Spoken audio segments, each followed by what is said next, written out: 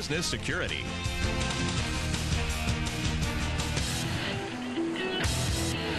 This is the Bank of America Countdown to Green as we get set to go racing. Homestead, Miami Speedway, 10:31 this morning. 31-year-old Jimmy Johnson, the leader in the chase with one race to go. Can he win his first NEXTEL Cup today? Matt Kenseth celebrated his championship right here 3 years ago. He starts the day 63 points behind Johnson. Kevin Harvick, third in points, also looking for his first title. He drives for six-time championship-winning car owner Richard Childress. Rookie Denny Hamlin tied with Harvick. An unbelievable season. Can it have an unbelievable finish? And Dale Earnhardt Jr., fifth in points. Chasing the championship, his father won 7 times. One of those 5 men will leave here tonight as the 2006 NEXTEL Cup champion. For 9 weeks, NASCAR fans have been left with a cliffhanger. Which star will survive the chase and capture the 2006 NEXTEL Cup? The hero is Jimmy Johnson, finally landing the leading role in this championship thriller. Throughout the year, he has won rave reviews for his performances in the sport's biggest blockbusters. He beat the odds with a gamble at Vegas and even took home the trophy from Talladega. But early in the chase, his first hit was a near disaster and left him delivering his own reviews. I hope that I don't eat the words that I said early on where you could lose it today. The drama kept building until it looked like the only role Jimmy could land was in a horror movie. There he goes. Junior. Oh, no! Hits 25! Huck to 48! But with the suspense about to end, the critics suddenly started taking notice of this talented star. At Martinsville, his name was back on the marquee. And with 3 straight second-place finishes, Johnson is poised to move from a supporting role to series star. But with 1 episode remaining, can this hero hold on to the top spot? Or will the horror of his Homestead past come back to haunt him? There is a small cast of players ready to move from understudy to the big screen. Can it happen today? A former series champion struggling to make a big finish. One star who has made this his comeback role. A newcomer with a bright future. And the most popular face in any racing picture. 5 men ready for the final act. Please take your seats. You won't believe how this one ends.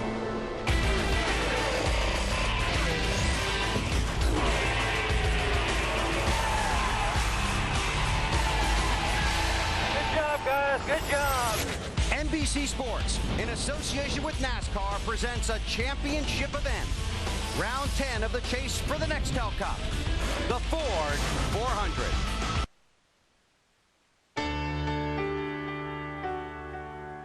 And you ask me what I want this year, and I try to make this kind and clear. Just a chance that maybe we'll find better days. So take these words and sing out loud, 'cause everyone is forgiven now, 'cause tonight's the night the world begins again.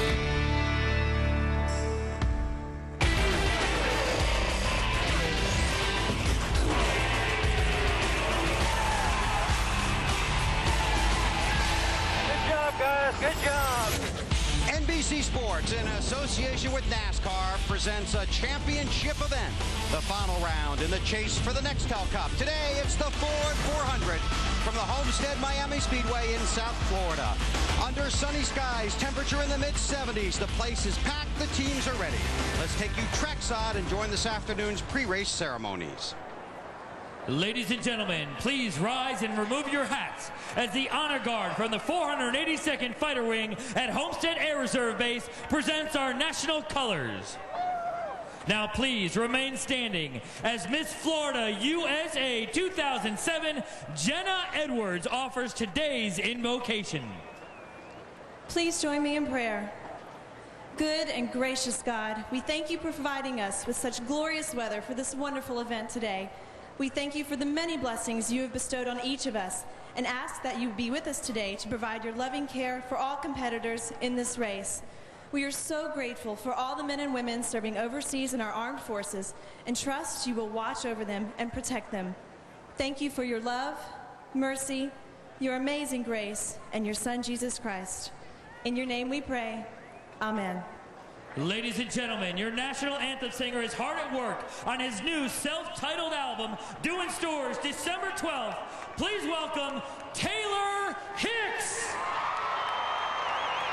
Oh, say, can you see by the dawn's early light what so proudly we hailed at the twilight's last gleaming, whose broad stripes and bright stars through the perilous fight o'er the ramparts we watched were so gallantly streaming, and the rockets' red glare, their bombs bursting in air, gave proof through the night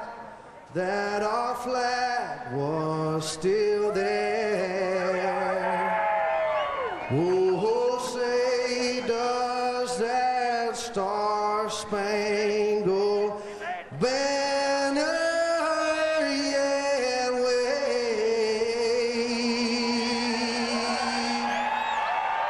o'er the land of the free, yeah, yeah, and the home of the great.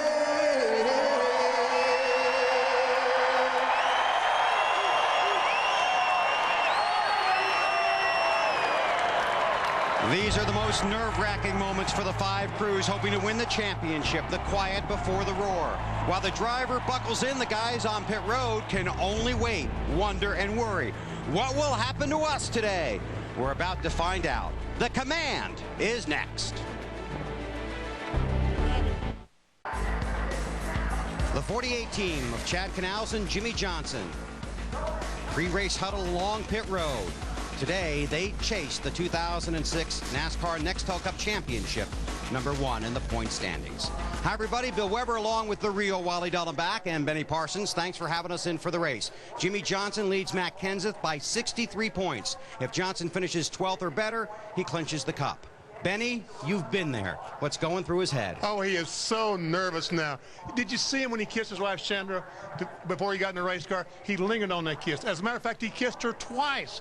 And that tells me that he is nervous. But as he said earlier in his interview, he's looking for a spot that he can find and ride. Somewhere he wants to get in the top 10, and then he just wants to sit there and ride and see what happens 400 miles down the road, because right now he's an extremely nervous young man. Well, if that's the Johnson plan, how about the 4 guys behind him that can also win the cup today? I think there's a bunch of guys that are looking forward to this race. They're going to have a bunch of fun because, like BP said, these guys don't have the pressure.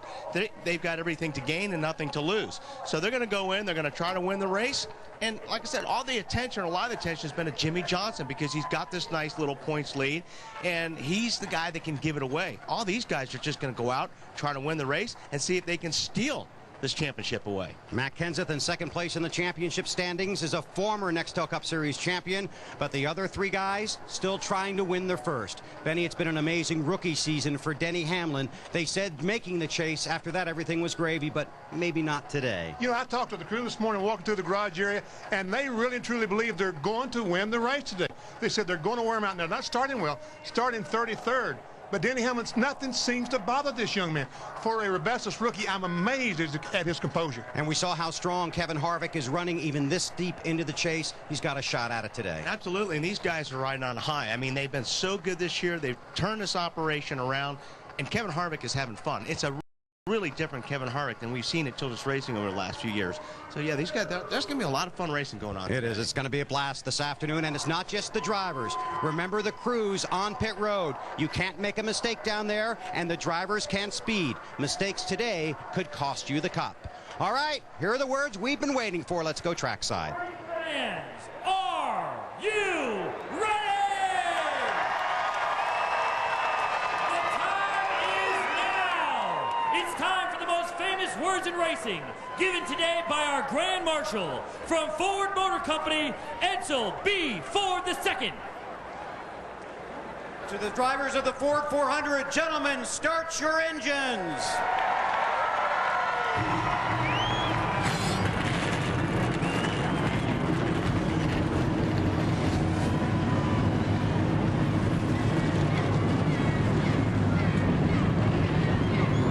43 cars roar to life on pit road, 5 of them chasing the championship.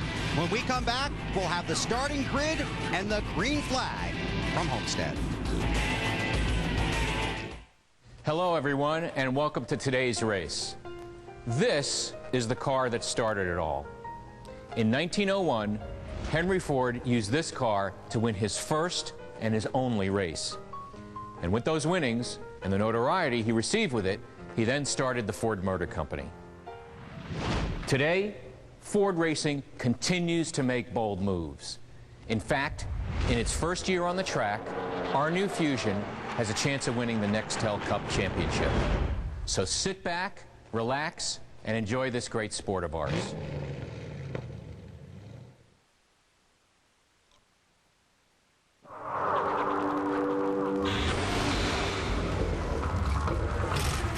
Sony, the official high-definition television of NASCAR on NBC, takes your NASCAR experience to another level with Sony Full HD 1080. It's the world's most powerful HD experience. Cars still on pit road, getting ready to roll off here for the pace laps leading up to the Ford 400. Budweiser, the official beer of NASCAR, is the proud sponsor of the Budweiser Pole Award, given to the fastest qualifier at each NASCAR NEXTEL Cup Series race. Budweiser congratulates Casey Kane, his 6th pole of the season, and we'll see him along with those guys in the Bud Shootout when we get to Daytona in February. Here is today's Harley-Davidson starting grid. Casey Kane on the pole, next to his Evernham Motorsports teammate, Scott Riggs. Row 2 on the inside is Kyle Busch, driving for Rick Hendrick. On the outside, Elliott Sadler in the 19 car. In row 3, Jeff Burton, alongside Brian Vickers in his last ride for Hendrick Motorsports. In row 4 on the inside, Kevin Harvick driving the 29 car. These guys have been on fire lately. On the outside, J.J. Yaley in the 18 car. Row 5, David Gilliland, the rookie driving for Robert Yates Racing, and Clint Boyer. Another rookie on the inside of row 6, Reed Sorensen. On the outside, Jeff Gordon. In row 7, Joe Nemechek, and one of the 5 men eligible for the Cup today, Dale Earnhardt Jr. He's 5th in points. The guy that's got the pressure on him. On the inside of 8, Jimmy Johnson. On the outside, Ryan Newman. In row 9, Mike Bliss and Sterling Marlin. Second in points, Matt Kenseth on the inside for Roush Racing. On the outside in the 1 car is Martin Truex Jr. From back to row 11, you'll find Tony Stewart. He's next to Greg Biffle. And as we take a look at the rest of today's starting grid, BP's on the radio. Hey, Greg Biffle, Benny Parsons, you got me? I got you, VP. Okay, going for 3 victories in a row at Homestead, Miami. Can you pull it off? Man, I hope so. It's the same car I've won the other 2 with. And, you know, it was really fast in the first practice. The second practice, we were about a 10th place car. So just depends on how the race plays out. We definitely got an opportunity to win here today. So how do you play it? Do you just kind of lay it back, or you try to go to the front early? So I'm just going to try and pick my spot here and, you know, just see how the car handles and work on it under the cautions, trying to work my way up into the top 10 to see what I can do with it. Well, good luck, Greg. Good luck to your dad. Thank you, VP. Appreciate it. His dad has got some health issues right now, and Greg said he flew him home Tuesday from Phoenix, but looks like it's going to be okay. Okay, that's good. We send along our best wishes. Take a look at the guys that didn't make the race. Clint Boyer, Robbie Gordon, 7 for an engine, Same for the 07. Car is out on the track, warming up. Big day down on pit road. A lot of stories down there. Let's get started with Marty Snyder.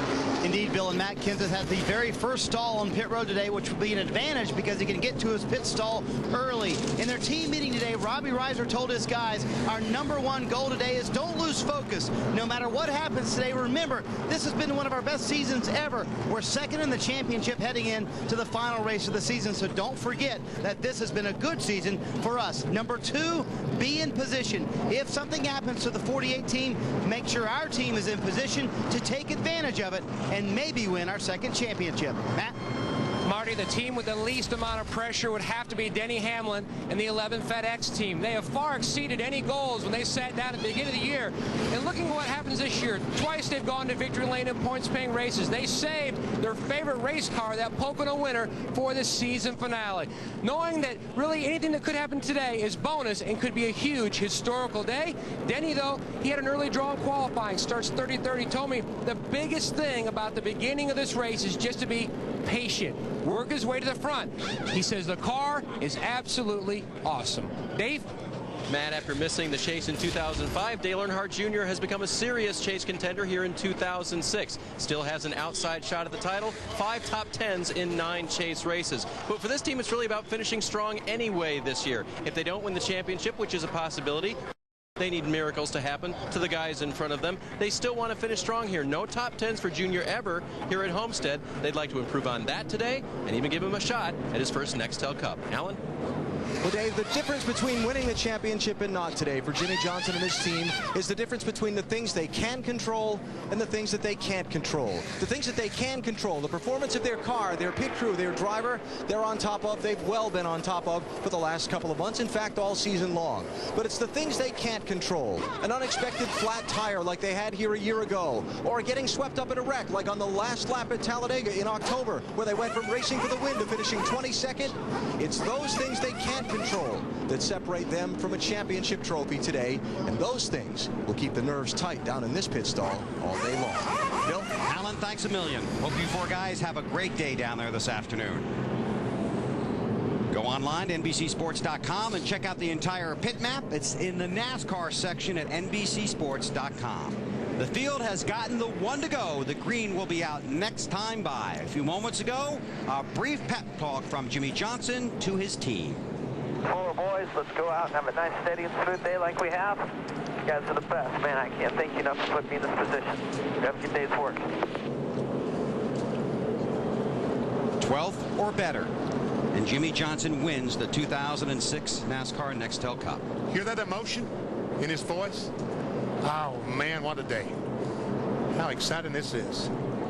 71 degrees now. Should warm up just a little bit. Then the sun will start to set. It'll cool down. The lights will come up. We'll finish at night here at Homestead.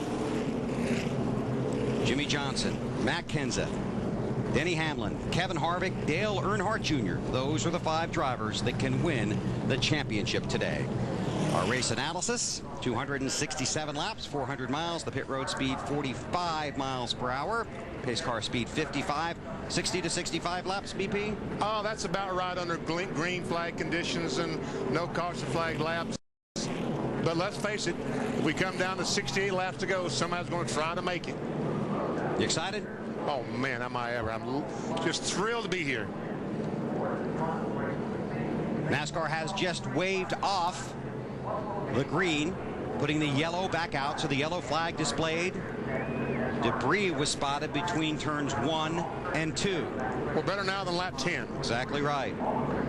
Rodney Wise gets the privilege of waving those flags today in the final race of the 2006 season. So the field will get the 1 to go one more time, then make the 1.5 miles here at Homestead. BP, let's talk a little bit about this track. They've worked very hard to make this one of the most competitive circuits in NASCAR, and they have. I applaud them for the work that they have done. This racetrack started as a rectangle like the Indianapolis Motor Speedway and flat. That didn't work too well. The next time they rounded the corners, but Wally was still flat. Right. And you know, a lot of the drivers liked it.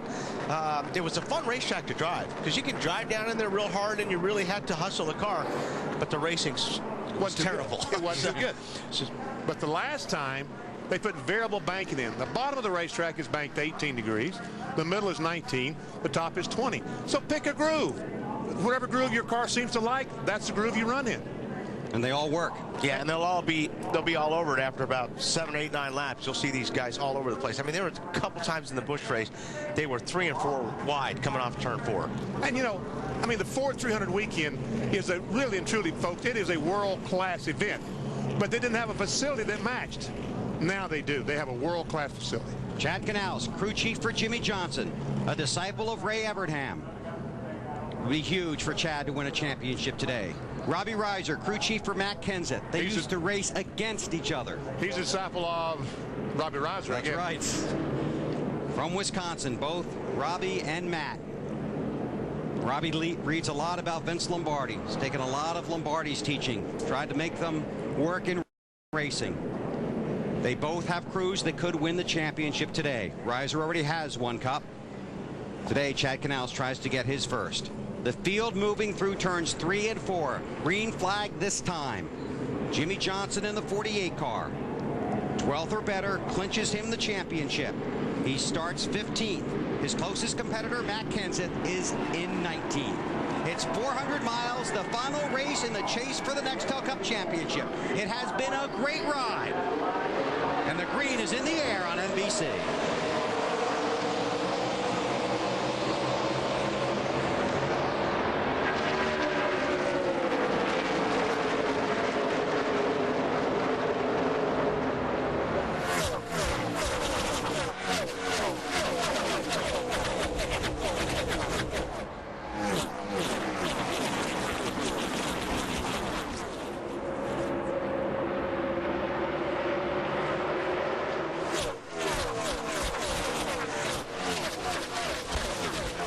Kane leads lap number 1. And Jimmy Johnson made it 3 wide off turn 4 to try to find him a spot to ride in, as he talked about. One of the early keys here is how quickly Matt Kenseth can move forward through the field, or if he indeed slips back.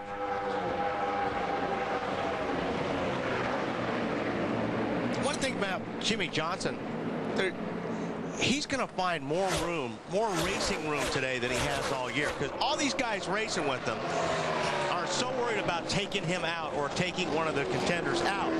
So he'll have a lot of cooperation from the other drivers today, and that's not a bad thing. Like Tony Stewart talked about, the very first race at Loudon, how difficult it was to race and worry about those other 10 guys battling for the championship.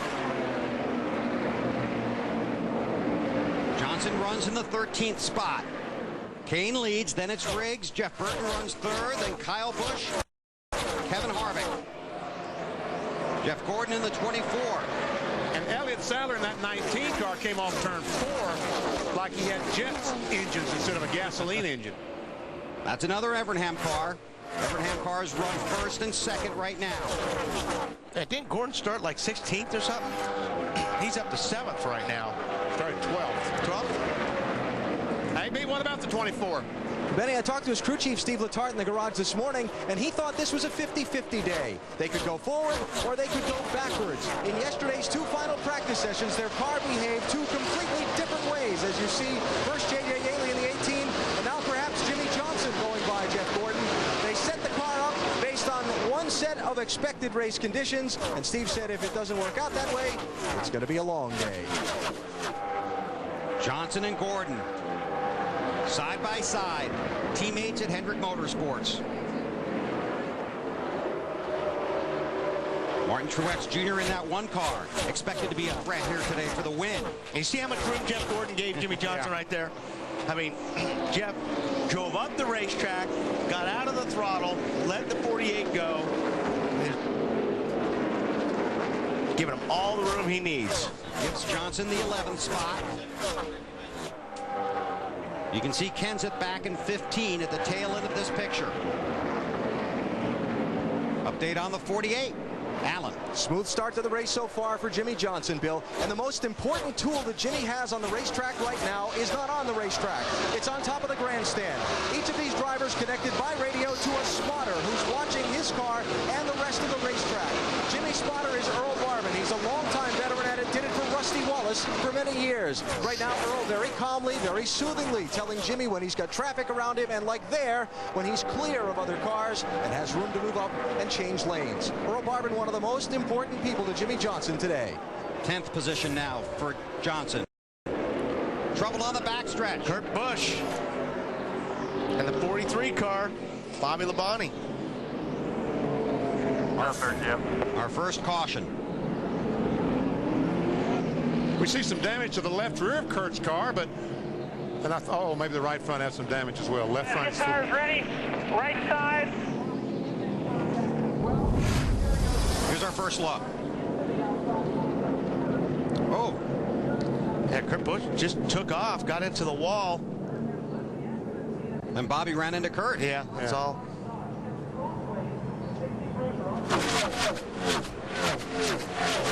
Man, that thing, I'm not sure that thing cut a tire or something broke, because that car shot up the racetrack. Well, Don Miller, the general manager of Penske Racing, told me this morning that the 2 car had to set up completely out of the box. They just wanted to try some things for 2007. And my guess is, I think they learned something. They learned something didn't work too well. No, because that car just shot up the racetrack like either something broke or something happened bad. They normally don't take off like that. Safety crew at Bobby Labonte's car.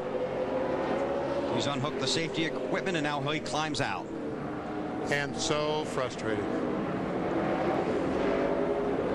You know, that 43 team worked so hard early in the season, then middle, later part of the year started getting those good finishes, taking Enterprises forward.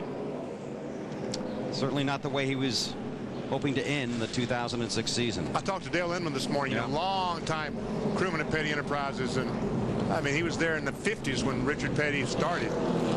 When Richard and Dale worked on Richard's dad's car, Lee Petty's car, and he said yes, he acknowledged that Bill Wilburn came over there and did a really good job for them. He's helped the team out. Todd Barrett, while he was there, got the team started back in the right direction. Jimmy Johnson in the 10th position.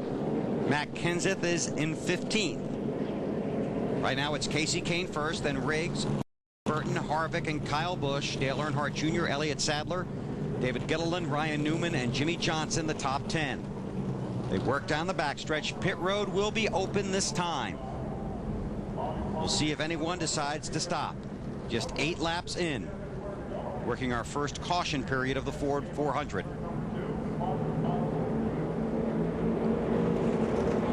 And Bobby Labonte could not have hit at a worse spot because he hits that right front tire and knocks it back, and so they might get back on the racetrack. Oh, Kyle Busch. No, Kyle ducked back out. Wait a minute, where's the commitment line? He was very close to it. Of course, under caution flag, Jeff Gordon is on pit road. Is that Harvick? I believe that's Harvick. Kenseth. So pit strategy playing out before we get to lap 10. Marty. Harvick and his guys were fairly committed to coming to pit road, Bill, because they saw the tire fall off yesterday in the Busch Series race. Maybe that's one of the advantages to running the Busch Series race yesterday. They knew that the new tires would be much better. It's going to be 4 tires. Harvick's car very tight, half-pound of the both left side tires. Matt Kenseth all the way at the very far end of pit road says his car also extremely tight, or actually loose in, loose off. He said it has no real balance. They made an air pressure adjustment to the 17 car. Alan? Back end grip very much lacking on Jeff Gordon's 24 car. 4 tire change and an adjustment, and an interesting visibility problem finding his pit coming down pit road. Matt? Chaser Denny Hamlin also pitted, AB, so the track considerably different than how it was in final practice. His car extremely tight. They tried to improve that with a chassis adjustment and small air pressure adjustment. He started 33rd, had cracked into the 20s before this caution. Looked like about 23 cars hit pit road. More than half the field. See how it plays out. 2 tires for the 17 for track position. The Ford 400 from Homestead Miami Speedway is brought to you by Bank of America. By Nextel. Get closer to the NASCAR Nextel Cup Series with Nextel only from Sprint. By Ford. Bold moves. They happen every day. And by Allstate, official insurance sponsor of NASCAR. Well, an early caution here has shuffled the running order. Green flag back in the air. Harvick pitted from 3rd, Gordon from 14th, Kenseth from 15th. More than half the field on pit road. Riggs challenging for the lead. Scott Riggs in the 10. That's his teammate. Casey Kane in the 9. Take it to the bottom. Got a really good run on him, and then he's got the 5 car. Kyle Busch got to be careful. He'll sneak around the top. Matt Kenseth with that 2-tire stop restarted 18th. At 5, Kyle Busch is going to take that 2nd spot away.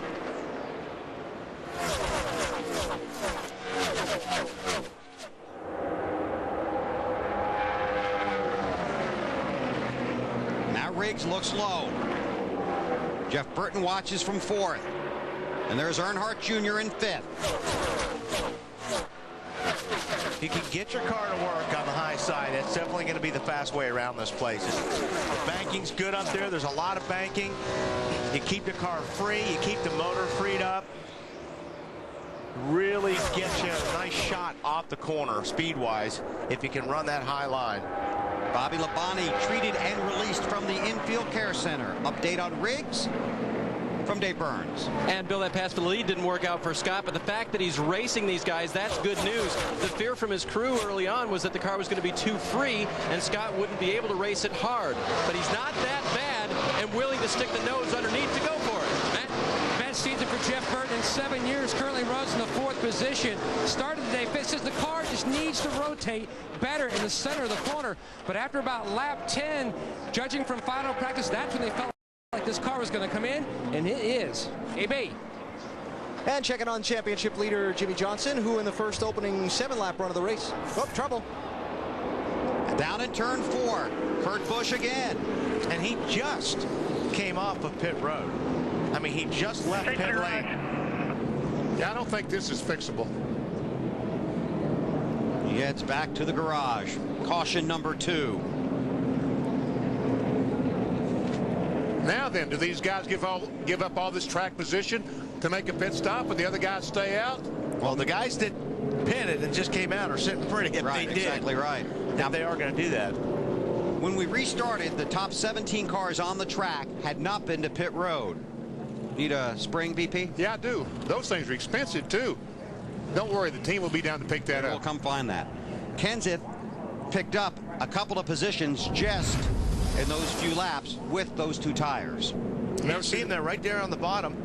And that car takes off again, just like it did in turn 2. Right in front of the leaders. Right in front of his brother. And he hit that wall hard that time. Yeah, something's bad wrong with that car. Spring rubbers, all.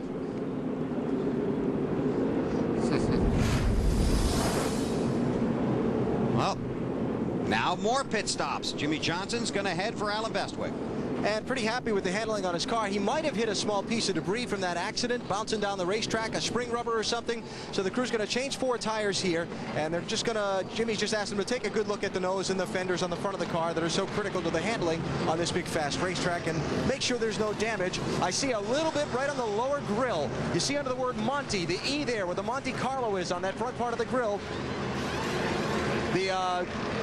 The crewman just jumped away. There it is. See the hole punched right there in Jimmy Johnson's car, and they're going to hold him here and fix that hole because it affects the handling. Dave? And Alan Dale Earnhardt Jr.'s Monte Carlo on and off of pit road. 4 tires for Junior. He had 2 complaints, just a little bit loose off the corner, a little bit tight in the center. He said, you know what? I can live with the loose off right now. Let's fix that tight in the middle of the corner. They made an air pressure adjustment to try to help that. Thanks, Dave. Sometimes it's not the big things that prevent you from winning the championship. Sometimes it's the small things, and the small things you hit on the track. Jimmy Johnson heads back out at Homestead.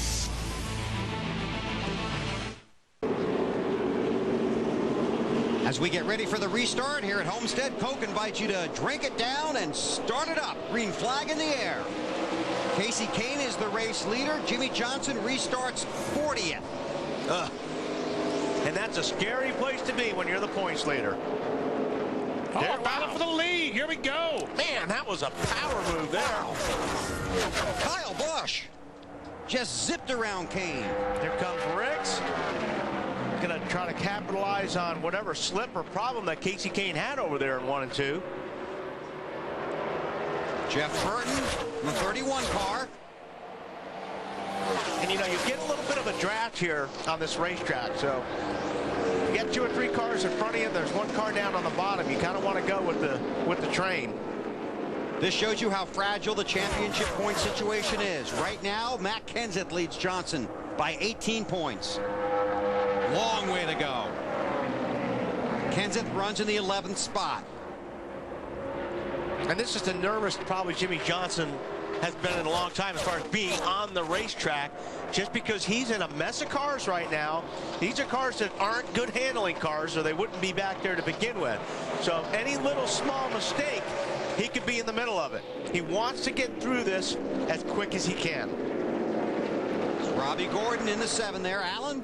Bill, I talked to 2 former champions this morning, Dale Jarrett and Bobby Labonte, about this situation that Jimmy Johnson faces right now. And Dale Jarrett in particular raised the point that restarts would be one of the things that concern Johnson the most all day, because it's when things happen. The field is bunched up together, and if somebody misses a shift, if somebody jumps on the brakes, if these cars racing in front of him get together, does he have time to stop and avoid it? So Jarrett, a former champion, said this will be a tight time for Jimmy Johnson. I guess the good news. Oh, there it is. That's Montoya. He's got. I think he ran in the back of someone and knocked the. I think he ran into his teammate. Yeah. And knocked the left front fender in. It's Casey Mears in the 42. Juan in the 30. And see how your heart just jumped? Yeah. Jimmy Johnson just did the same thing when he saw that smoke. And that left front tire is going to go down. It already looks like it's halfway down now. Scott Riggs, that 10 car, trying to take the lead away from Kyle Busch. Didn't work. And now that 9 car's got a real big run. Getting off a 2 on Scott Riggs. But Riggs likes that low line right now.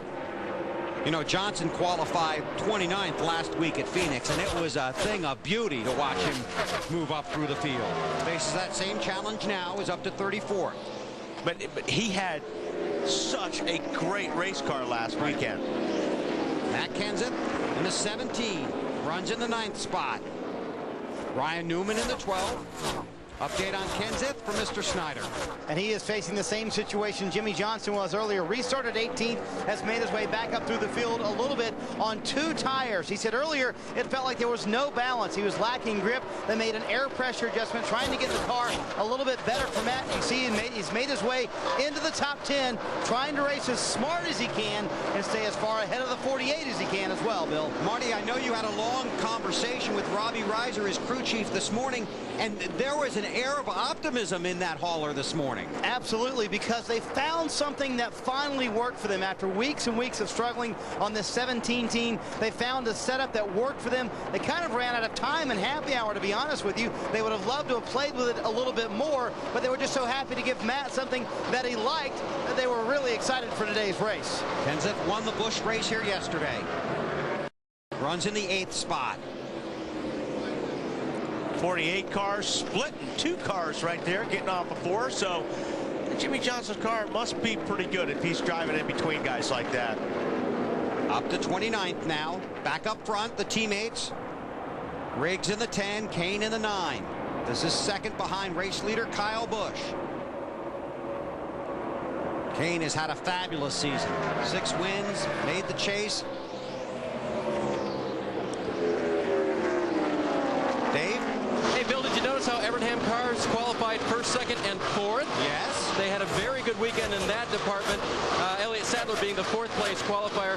Crew Chief Rodney Childers on the 10 car told me this morning, you know what? These cars all have completely different setups. They're the same chassis, same bodies, but the drivers all like something a little different. Guess what? They're all fast. Each driver's got a little different feel. And they run maybe a different line. And if you run different lines, like we all know, Casey Kane likes the high line. You need a little different setup if you're going to run the high line all the time. Kane and Riggs behind Kyle Busch. 27 laps in. There's Kyle. looking to put one more win on the board before the season comes to a close. Matt Kenseth runs in the 8th spot. Won the championship in 2003 with just 1 victory. Has 4 wins this year. He's chasing his 2nd championship. See how it unfolds in the Ford 400.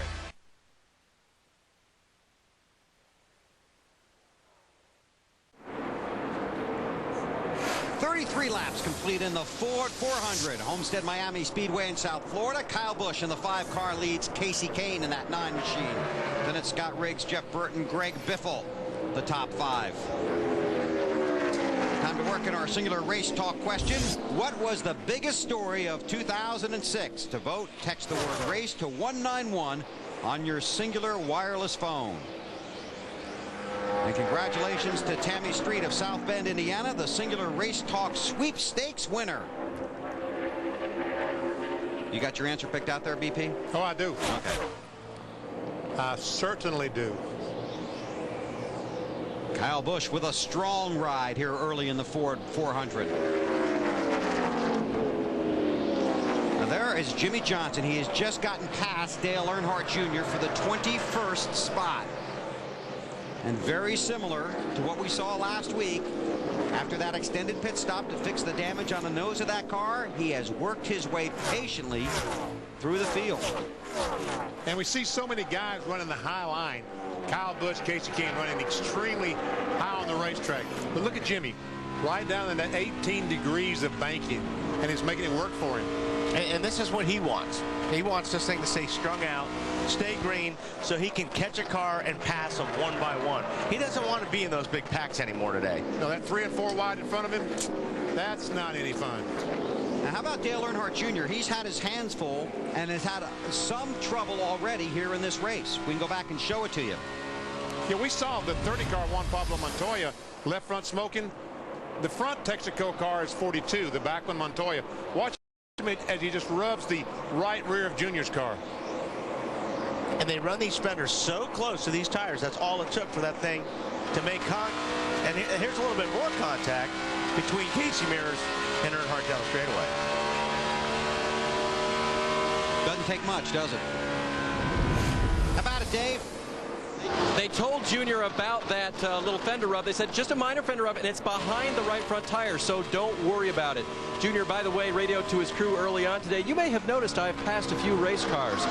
They weren't really impressed because they know this is a long race, but you might have noticed, Bill, that he's passed a few race cars since that restart, too. Restarted 32nd. He's passed 10. That's a few. More than a few. Earnhardt Jr. Goes by David Strimmy in the 40 car. Just 1 win this season at Richmond. Made the chase, started the day 5th in the championship standings. On board with Earnhardt. Runs in the 21st position. You see there about 194 BP. Top speed going into 3. Better him than us.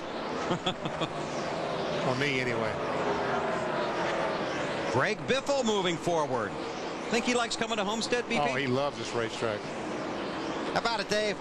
And Greg told BP just before we got going green there, this is the same race car. Biffle told his team this morning, boys, I think we can spank him. Biffle's running very well. Started 22nd all the way up to 3rd. Got that 3rd position from Scott Riggs. But he hasn't made that first pit stop yet. And this thing has a green flag look to it for the time being, so all these guys have to stop on the green flag, then the caution flag come out to put them in serious trouble. 2 drivers still eligible for the NEXTEL Cup Championship today. Veteran Jimmy Johnson in that 48 passing the rookie Denny Hamlin. Boy, Johnson's car does look good down there on the bottom. It's got a lot of grip down there right now.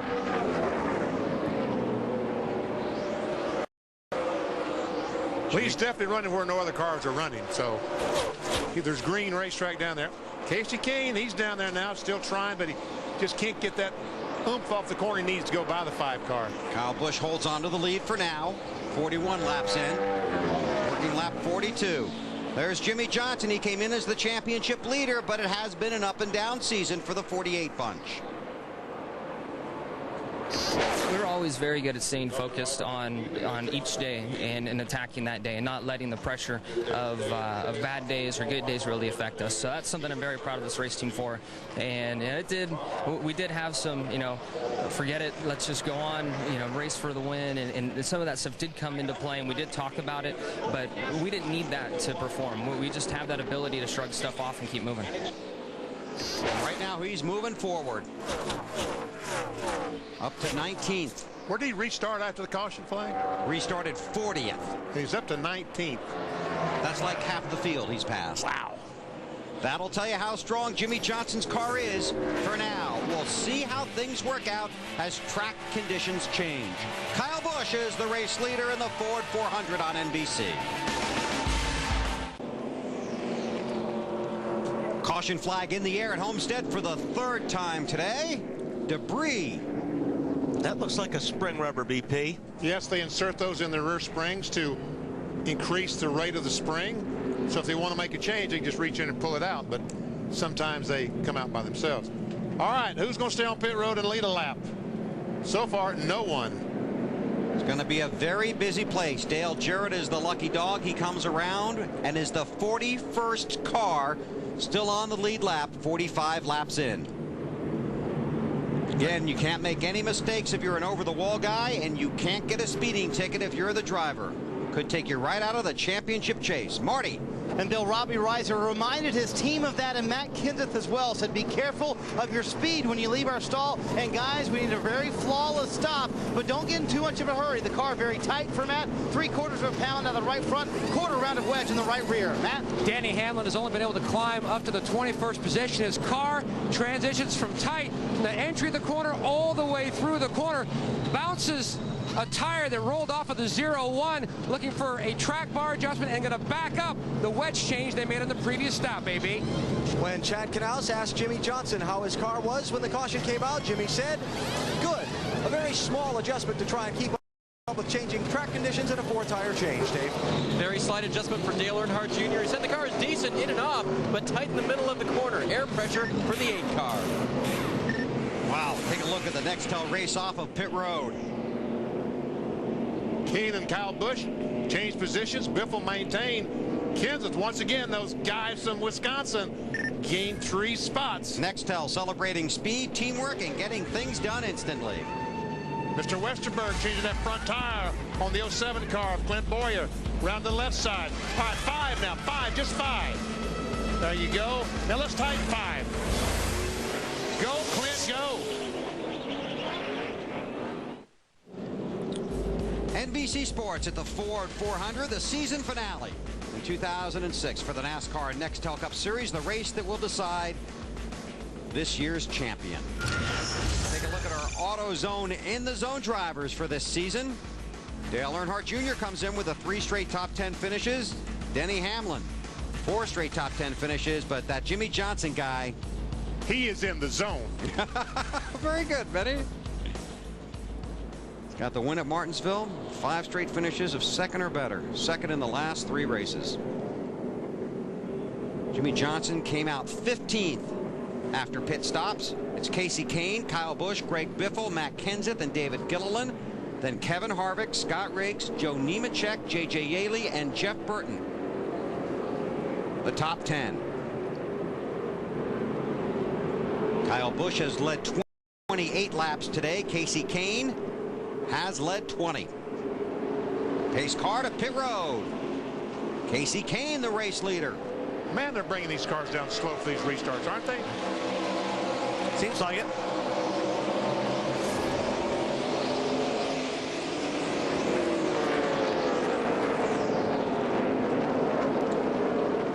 This time Kyle Busch is going to try it on the low side.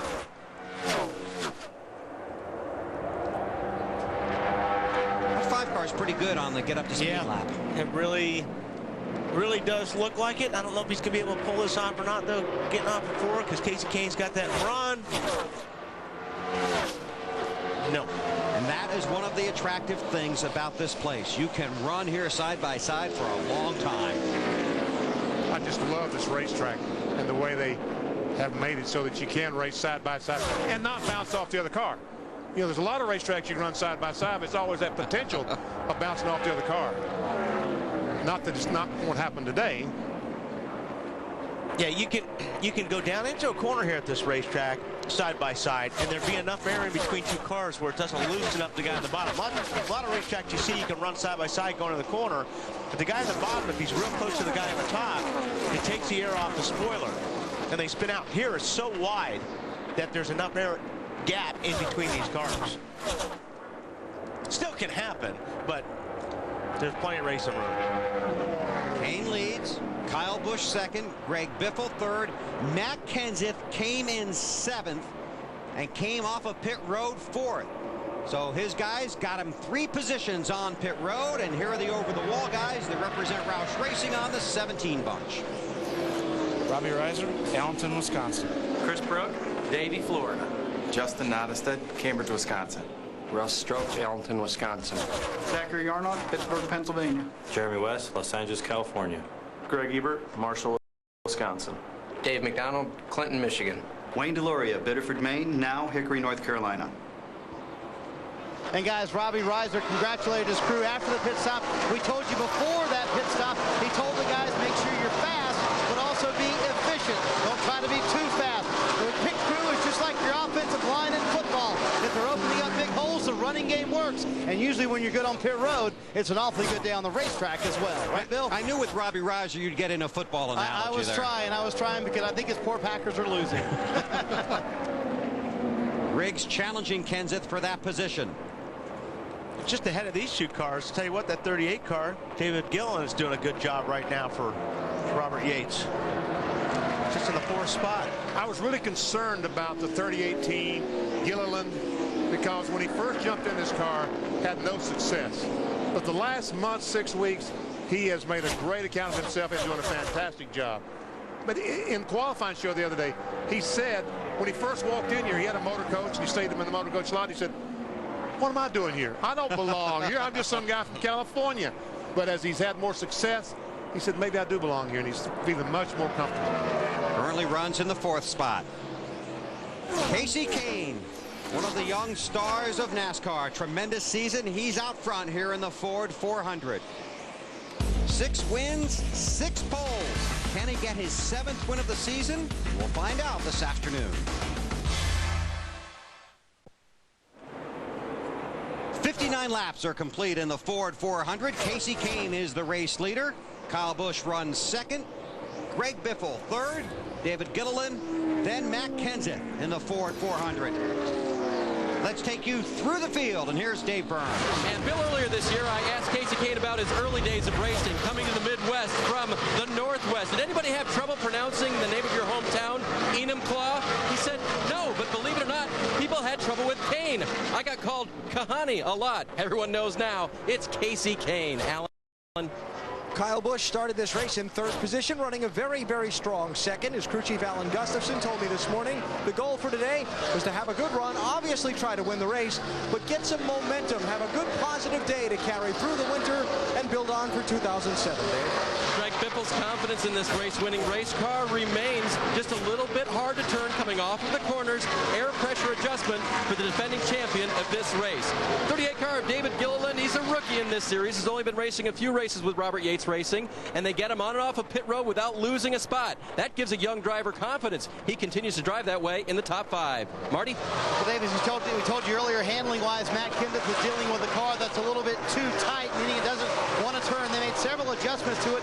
One thing they're a little concerned about, he's having some radio issues with hearing Robbie Reiser and his spotter, Bob Jeffries. Robbie told me this morning, we brought this car, the one that won in Michigan and the one that won in California, because we're comfortable with it. We know what it'll do in traffic and when we adjust on it. Dave?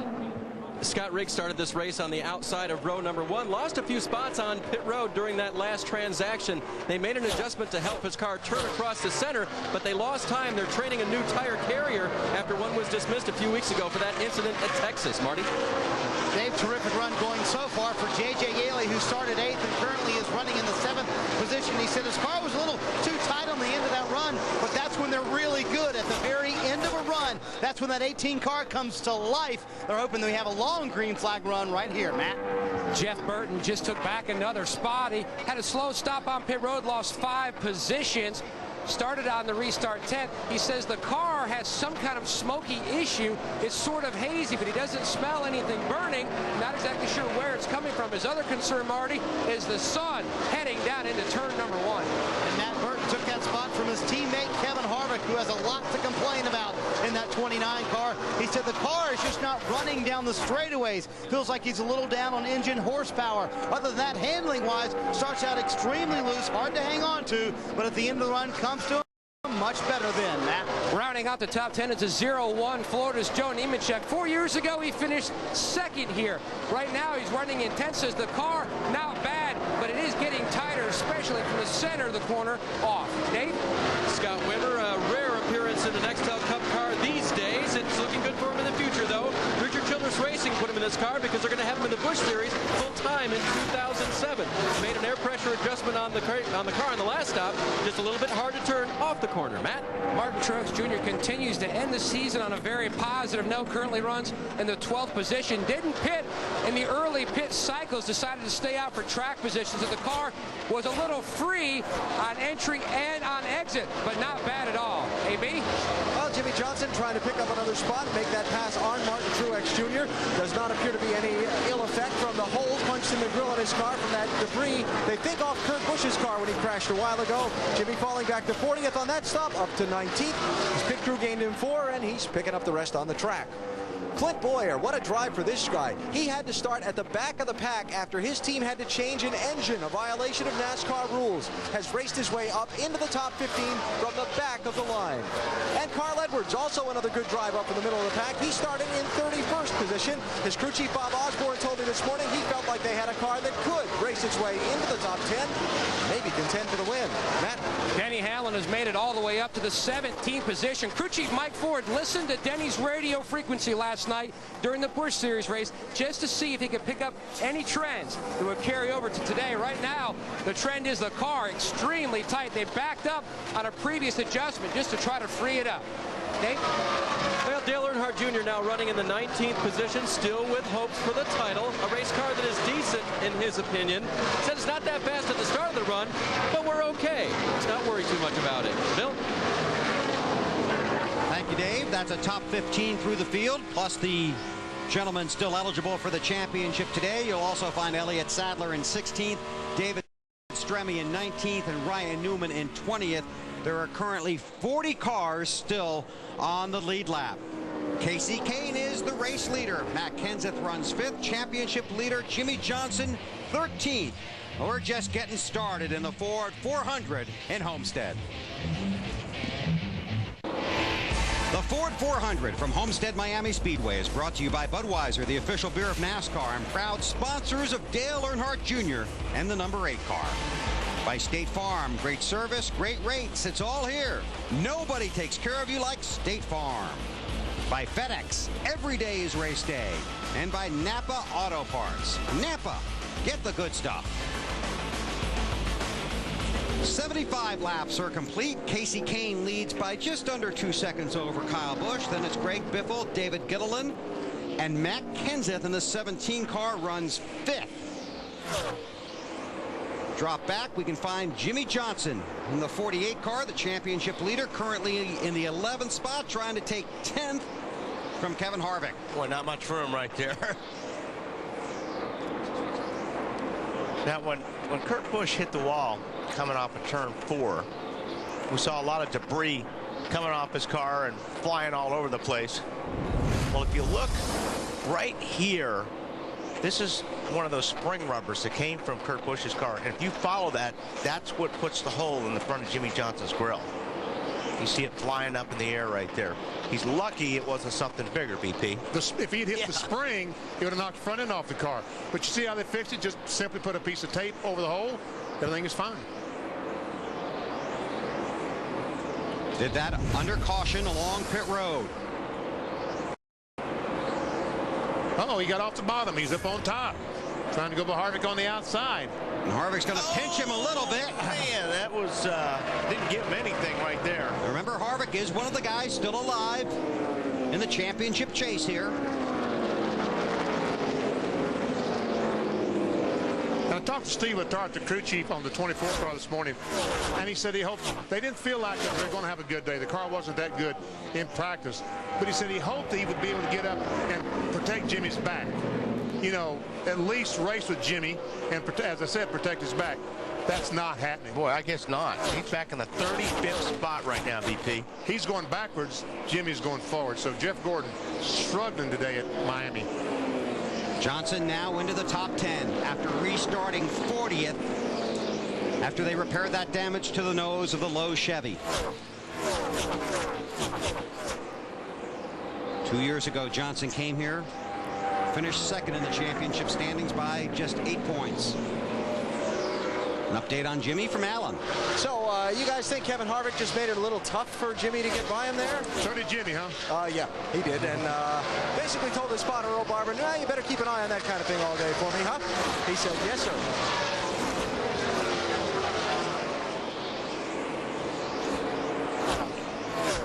I don't know if I said everybody was going to be nice to him today.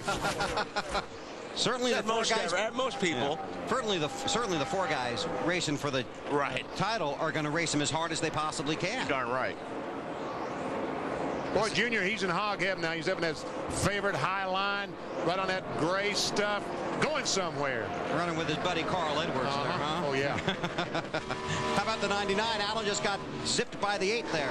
Yeah, but still having a pretty good day. You know, we're talking a lot about the championship, and rightfully so. It's the headline story of the day. But there are a lot of guys out here, like Carl Edwards, who need something today. He needs a win, or 2006 is going to be an offer. Driver that won 4 times a year ago. His last try this year, he really wants a victory badly. Dave?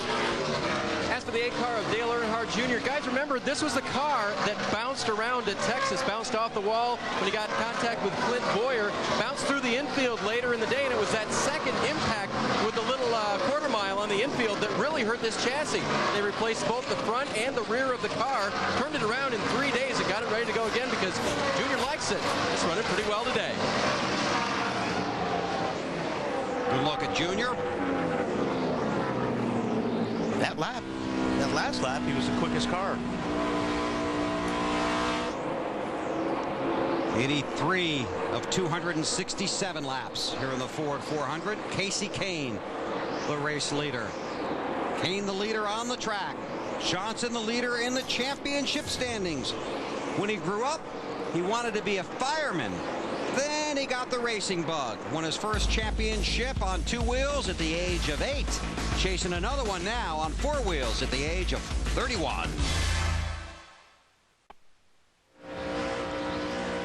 88 laps are complete in the Ford 400. Casey Kane continues to lead.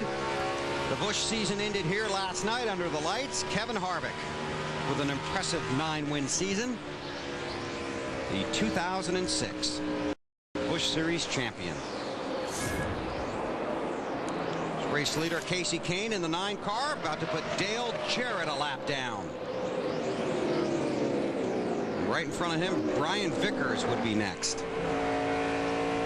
Tell you, a couple of things developing here. One being how fast the 8 car of Dale Earnhardt Jr. is. He needs to just stay on that line that he's running, because he has been about 0.3 of a second faster than the leader for about the last 10 laps. Now he's 9 seconds behind the leader, Casey Kane. But Dave, he's got a line working for him right now that is very, very fast. And Wally, spotter Steve Meal is helping him with that line, but he's doing something different for him this weekend. Dale Earnhardt Jr. asked specifically that Steve help him in the corners. Usually Junior does not want to be talked to at any time when he's in a corner. Talk to him when he's on the straightaway. But he said, Steve, after what happened to me at Texas, when Clint Boyer and I got together, you have got to spot me closer in the corners, because when I'm underneath another car, that back end comes around, and I learned that at Texas. So today, more chatter on the radio for the 8 car because he wants it. But that last lap was over 0.7 of a second faster than the leader. That is unbelievable. That is so in about stupid. 10 laps, he's going to be leading this thing if he keeps up this pace. See, Biffle in the 16 car has taken over 2nd spot from Kyle Busch. Now takes off after Casey Kane. But Biffle is about 2 3/4 seconds behind Casey Kane. But you're right. Nobody, if Biffle could run as fast as Casey Kane, he'd catch him in about 5 laps. I think it's Dale Earnhardt Jr. Well, let's find out. Speed's at the line. There's Kenseth. He had to pass somebody there, but it'll be interesting to see what he did. There you go. Look at that. How about you, Dave? When he went around the Scott Riggs car, actually before that, they told Scott somehow the 8 car is going about 3/4 of a second faster than everybody else on every lap. You might want to let him go. Scott said no problem. Man, oh man.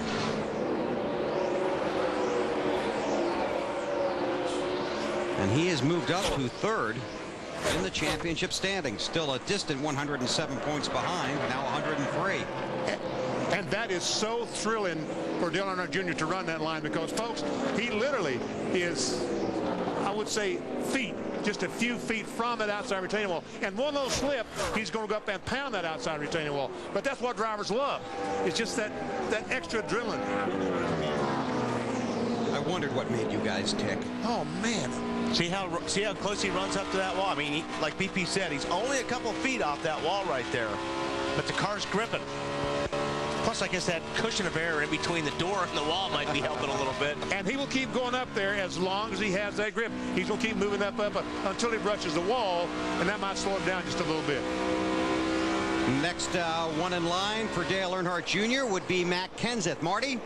Well, Bill, the stopwatch shows that Kenseth is one of the fastest cars on the racetrack, but ever the cerebral one, as we've called him earlier this year. Matt Kenseth always diagnosing that chassis. Here was his latest offering to Robbie Reiser.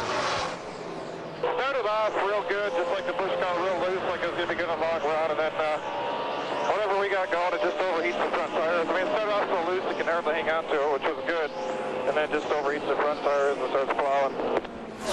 So that's his quandary, Wally and Benny. He's loose at the beginning of the run, but whatever they're doing is heating up those front tires. So when the car finally comes in, those front tires are all used up, and the car is extremely tight. And you know what? We're only about 8 to 10 laps from these guys pitting, so decisions have to come quick. And look at that car right there, that red car, that's getting larger and larger. You mean that one right there? Man, he is flying right now. And he's racing where no one else in the racetrack is racing, so traffic is not a problem. Watch him go by Schrader and Kenseth. No contest. Wow.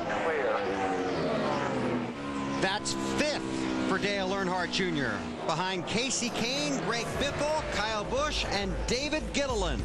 Pit stops coming, maybe under green, in the Ford 400 on NBC. The NFL's most dynamic running back, LaDainian Tomlinson, leads the surging Chargers against the Broncos. A battle for first in the NFL's toughest division. Plus Bob, Chris Sterling, and the Bus on Football Night in America. Tonight right here on NBC. Getting close to pit stops, Tony Stewart's had a disappointing day, running back outside the top 30. He's headed for his stall, Matt. Bill, they are completely shocked on this 20 team. This is the same race car that won Kansas, Texas, and Atlanta, dominated those last 2 races. As the car is just completely plowing, absolutely tight. The more wheel he puts into it, the worse it gets. They have made wholesale changes on their last couple stops, trying some more changes to see if they can get this car to free up. Kind of shocking the fact that 2 wins on the old configuration. They had high expectations. They're done. So Matt Kenseth is headed towards his pit. Marty? Matt Kenseth on the very first stall on pit road comes in. He said, man, when I turn the wheel, this thing, the front end just chatters right across the racetrack. That means the front end very tight on this race car. Half round of wedge in the right rear. Matt didn't want to go too far with the adjustment, but enough to try and get this car to turn a little bit better. Dave? Greg Biffle gives up 2nd place. They will make a wedge adjustment, wedge in the left rear. Tear off for Greg. He was complaining that the car was a little bit loose off the corners. Again, giving up 2nd place to come on pit road at this point. Marty? Today, Kevin Harvick hits pit road, and he has been complaining about this race car. He said, guys, we are so far down on horsepower that we have to be perfect through the center of the corner to be able to keep up with everybody else, and air pressure and wedge adjustment trying to make this 29 car better. Dave? Casey Kane's crew now will take the leader down pit road, gives up that first spot. They're not going to make any chassis adjustments. Yes, now a wrench does go in the rear of the car. Track bar adjustment for Casey. Car just a little bit loose right now. 10 car also, Scott Riggs in. He also couldn't see out of the front of his car, wanted to get a better view, so they take a tear off down. It'll be a 4-tire change for the 10 car. They make air pressure adjustments in the right rear and left rear. The car was better in the shade in 1 and 2, but was loose in both ends of the track. And Jeff Burton, who has been bouncing back and forth in and out of the top 10, his car completely on the tight side, calling for some more adjustments to try to free it up. He searched around a little bit to see if he could find a better line. Air pressure change for him, a close call on exit with a 26, as the 11 of Denny Hamlin is in. His car not bad. They backed up a previous adjustment. He said that helped, but we need to do more of the same. Another track bar adjustment for the 11 driver, Dave. Would you change anything on the 8 car? I wouldn't. I think they're probably going to change 4 tires, though. Give Junior that fresh rubber. Really hasn't said anything on the radio. Has been racing hard. Makes the hard left-hand turn to get into his pit box. He hits that correctly. He will also get a tear-off taken off the passenger side. That's where the other Wally sat today. On the left-hand side where the driver is, that stays. He's got about 6 of those tear-offs that he can work with all day long. Air pressure adjustments only, if anything, for the 8 car, and he leaves. Alan.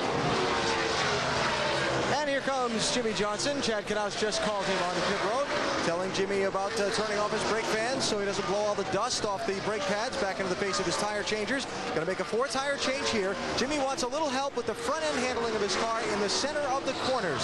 So that'll be the adjustment that they make here. Chad counting him down into his pit spot, and the crew goes to work. You see the wrench going into the back rear corner of the car. There's the adjustment to try and help Jimmy's handling, and a very smooth 4-tire change in progress right now for the championship leaders. All this happening with 108 laps complete. Now, a couple of things to point out here. Dale Earnhardt Jr. stayed out, led a lap, got 5 bonus points. Jimmy Johnson stayed out, led a lap, got 5 bonus points. At the beginning of the day, we told you 12th or better will clinch for Johnson. Since he's led a lap and gotten 5 bonus points, it's now 13th or better for Jimmy Johnson, and he will clinch the NEXTEL Cup Championship. And Jimmy Johnson was so conservative getting on pit road. He doesn't want to make any mistakes. And here, Wally, it's easy to make a mistake on that flat apron. Yeah, it's really slippery down there. You're coming off the racetrack. It's very flat, and you're trying to get as much as you can because you can lose a tremendous amount of time or gain time on that pit road. So you saw him go to the right. He just slipped a little bit. When Paul Menard pits, Casey Kane will re-inherit the lead. Dale Earnhardt Jr. in the 5th spot, Kenseth in 6th. Jimmy Johnson runs 9th. 110 laps are complete in the Ford 400.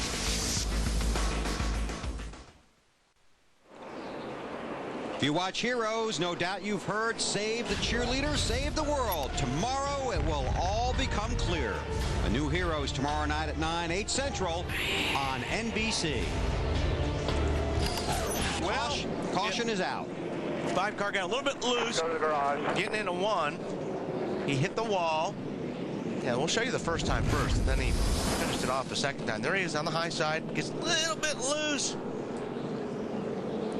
He hangs on to it, but it didn't look like he hit that hard, but he did a lot of damage. The second time, BP, he finished it off, I believe. Goes down in turn 1. Looked like that first time he was trying to. Yeah, he's already in the wall. He didn't even get to the corner. He's already brushing the wall. It looked like he was trying to imitate Dale Earnhardt Jr.'s line. Well, he was following him there. Yeah. Junior just passed him for the 3rd position. And I tell you, not everyone can run that line. Okay, pit road is going to be open. Well, he just pitted about 10 laps ago, didn't he? I think they're still going to come. Casey Kane's on pit road, so is Biffle. Pit stop started on 98 and it ended on 109, so some guys just 7 laps ago. Junior stayed out, didn't he? I believe he did. Be interesting to see how this plays out. But his car's better late in the run. Might be a good move for him. Let's start with Kenseth. Marty. Hey, Bill, this is the disadvantage of having the very first stall on pit road. They're literally talking about adjustments about 100 feet before they get to the stall. They made a last-second call, half round of wedge out of the left rear. Matt also made a call for a half pound out of the left rear tire, but obviously it was fuel only, Alan. Bottom of the screen, Jimmy Johnson is going to pit. They're going to get 4 tires on this car, not make any adjustments. They just asked Jimmy if he was good with what they gave him off that last pit stop. He felt like it would be fine. So it's just going to be a 4-tire change here, Dave. Top of the screen, Casey Kane, 2-tire change only, and the reasoning was to stay out front, but a lot of guys already stayed out front in front of them, right? Stop, get him. Go, outside. Well, this is outside. really going to shuffle the running order. Kenseth got right side tires. Well, that was Johnson. Something happened. Did he kill the engine, or did something happen as he started to exit the pits? Alan? Benny, he either snagged the air hose or they had a lug pop off the left front that they wanted to get before he left. I want to check it, and we'll also check the video, but something happened on the left front just before he left the pit stall. Okay, let's take a look here, Alan.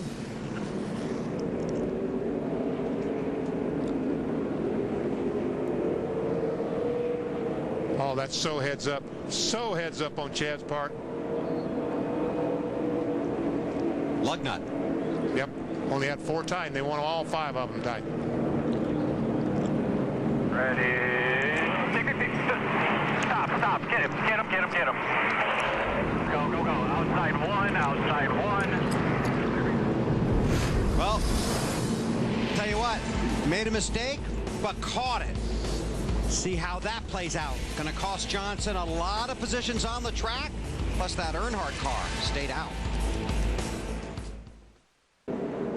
The Ford 400 from Homestead is brought to you by Coca-Cola, the official soft drink of NASCAR.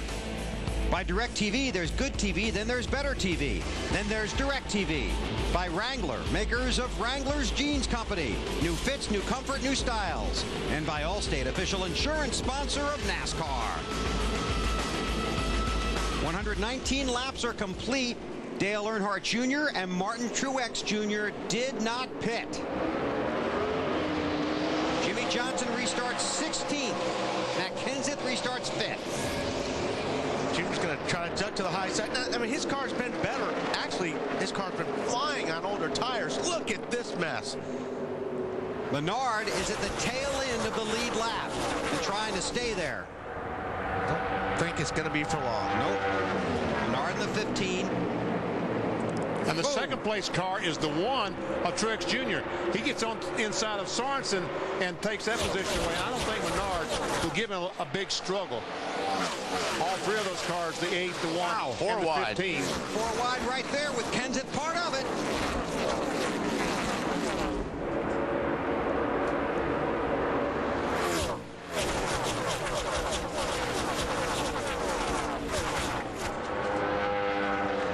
Starts are where these guys are holding their breath. Yeah. There's Truex, the 1 car. Trying to get by the 15. Ooh, a little bit of wiggle there, Martin. Got a little loose.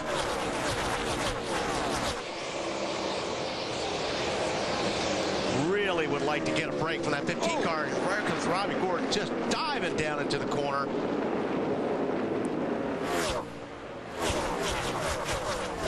Looking for Jimmy Johnson here. Yeah, I'll guarantee you Truex is looking for a little bit of a break there from Menard. Johnson back in the 16th spot. Carl Edwards in front of him. Although Robbie Gordon, he's racing hard to be the lucky dog. Boy, they're racing all over the place right now. The green car, Burger King, is Bill Elliott, driving for Michael Waltrip Racing. Elliott scored in the 34th spot.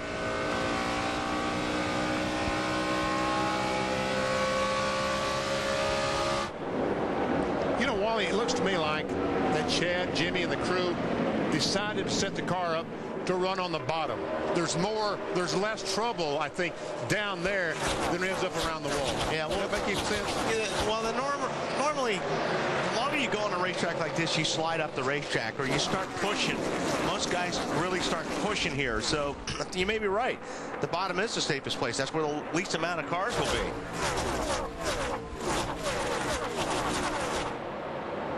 Boy, In traffic there. Keep an eye on Johnson and check with Marty. And Bill, a few minutes ago, that was Kyle Busch up there mixing it up for the lead. What happened, Kyle? I don't know. I was trying to race with those guys, and I just got loose getting in the corner for some reason. We hadn't had loose all day, and finally right there just decided to get loose into one, and it tail slapped and then front slapped the first time, and then going into one the next time by the brake rotor broke, had no brakes, just went straight in. So the 8 car got by the 20 pretty easily, but I guess he's upset about me talking bad about him last week. So look forward to Daytona 500 in 2007. All right, they are going to try to get this 5 car back out on the racetrack, Bill. If you're a Jimmy Johnson fan, man, you are on the edge of your seat. Who was that? It was Vickers and Stewart. Tony Stewart, yeah, 3 wide. Stewart bounced off the wall just a little bit. Jimmy was all the way down at the bottom. It's like, I need to get out of this mess.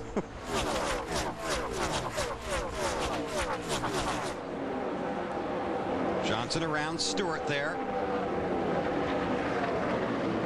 Stewart is not on the lead lap. Currently scored 32nd, 1 lap down. Dale Earnhardt Jr., the race leader by 0.8 of a second. 1 win this season came at Richmond. Came in today 5th in the championship standings, chasing his 2nd win of the year and his 1st title.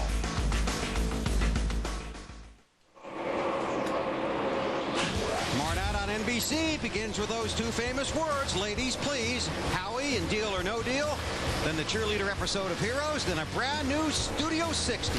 Big lineup tomorrow night on NBC. Junior continues to lead. Biffle's closing in on him, made a run at him, couldn't get there. Pay off our singular race talk question real quick here. What was the biggest story of 2006? Denny Hamlin. Rookie won both races at Pocono, made the chase, and is still in contention for the NEXTEL Cup. I can't get these people to agree with me to save my life. Who'd you vote? No, King winning all those races this year was a big story. Come on, BP. That's a big story. But Denny Hamlin's been a pretty fun story. There's the leader. Here comes Biffle. Looking for the lead. Just can't get that grip coming up off the corner he needs. He'll make a lot of friends if he passes Earnhardt for the lead, won't he, BP? Oh, man, I'm telling you, I'd hate to do that here with a sea of red. But that's his job. He went up, I think Biffle went up to the top of the racetrack a couple laps and tried to run Earnhardt's line, but as he is now. But I think his car likes to be on the bottom, kind of like Jimmy Johnson's.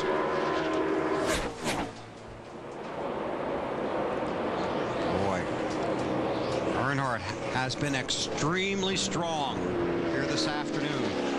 Closing in on the halfway mark here in the Ford 400. Let's do a contenders through the field here, starting with that 8 car, Dave. And Bill, he came into today 115 points out of the championship lead. It would take a miracle for him to win the championship. The 4 guys in front of him would have to have trouble. But the other part of that, he's got to run well. And they've done their part. That car's very fast. We saw it come through the field on its own. And Earnhardt continues to hold down that lead. Marty? Well, Dave, currently Matt Kenseth is in the 7th position on their last stop. But it was actually a 2-tire stop. They made a chassis adjustment. You know, he said he's not keeping an eye on the 48 today. That's kind of hard to believe that he wouldn't be watching the 48, the guy he's trying to beat for the championship. Nah, because it really don't matter. I mean, unless they have a big problem, you know, we're not going to beat them. So, you know, if they have a problem, obviously we'll keep an eye on everybody else where they're at. The guys are close to us, but we're going to go out and try to run hard, and hopefully we can get a good finish out of it. Right now he's in front of the 48, but not far enough ahead of the 48 just to keep the championship, to gain the championship lead. Kevin Harvick's car is much better than it was earlier in the race. He had talked about being down on horsepower. Now they've made it back into the top 10.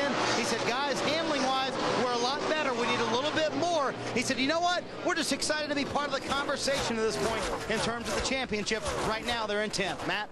Denny Hamlin has just climbed up 2 spots to the 11th position. Mike Ford told me at the beginning of this race, they are not going to let this race, one way or another, dictate how they look back on this season.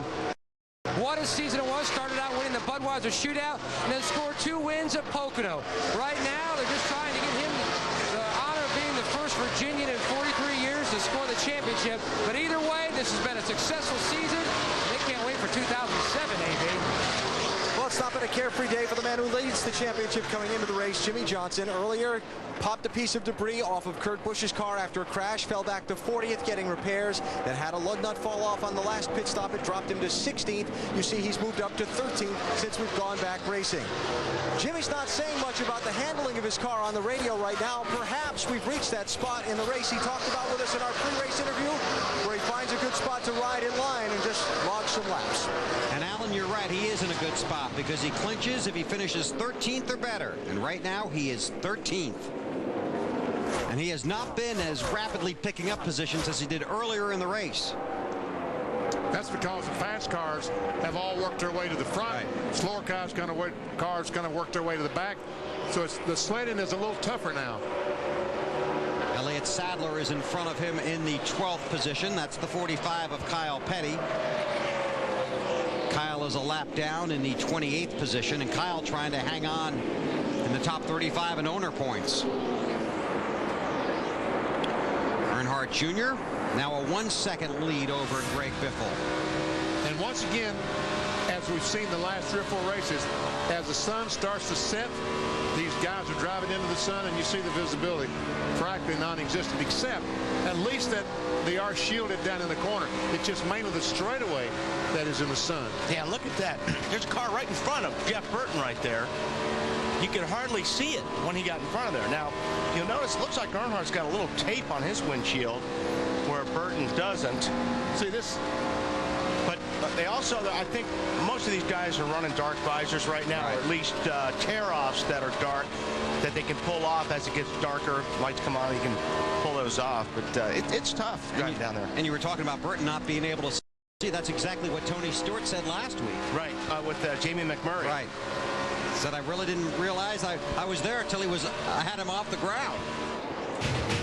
Earnhardt Jr. out front in Homestead, just past halfway now in the Ford 400, live on NBC. Just past halfway, time for the DLP race recap. Jimmy Johnson, some words of encouragement, a kiss from his wife, early trouble, gets some debris off the 2-car of Kurt Busch. Taped it up, patched it, close racing with Kevin Harvick. Harvick trying to keep him back there. Then he came to pit road. Watch the left front tire changer. Lug nut jumps off the wheel. Come on, Mike. Mike Trower, jump up. He tightens the lug nut. Good save by those guys.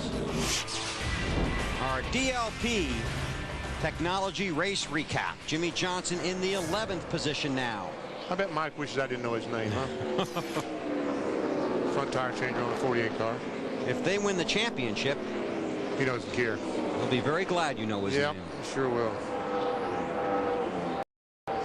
13th or better gets it done for Johnson today.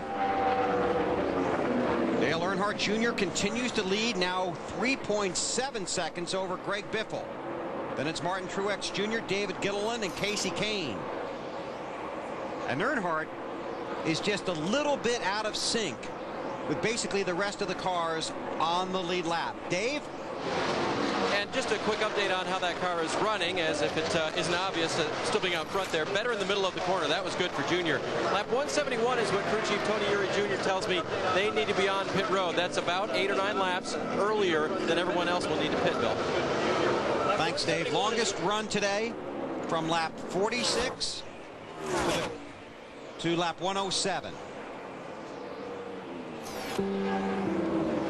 Junior basically stopped about 9 laps before the rest of the guys running on the lead lap. Earnhardt and Truex Jr. stayed out under a caution when the rest of the leaders pitted. But his car has been extremely stout. His fuel window is just going to close a little sooner than the rest of the guys running up front. It's Earnhardt, Biffle, Truex Jr., David Gilliland, and Casey Kane, your top 5. This has been an impressive run for that 8 car this afternoon. Earnhardt runs out front. chasing the win here in the Ford 400. The Ford 400 from Homestead Miami Speedway is brought to you by Ford F-Series. Built for bold moves, built Ford tough. By the Principal Financial Group, we'll give you an edge. By the Home Depot, NASCAR's home improvement warehouse. And by UPS, proud sponsor of Dale Jarrett's 88 Ford. Go Dale, go. The Dale going right now is Dale Earnhardt Jr., a 5-second lead over Martin Truex Jr., who's moved into the second spot. Our Napa Field summary. Jeremy Mayfield and Kurt Busch are the two cars out of the race. Casey Kane has led 84 of the 160 laps. Our Napa Field summary. Caution's out. Caution has just come out, as you heard. Left rear is flat on the 22.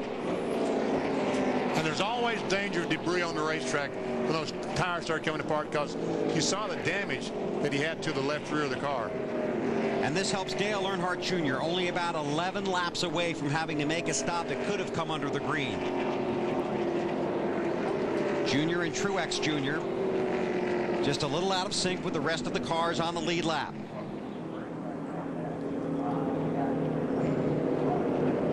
Reed Sorensen in the 41 car is the lucky dog.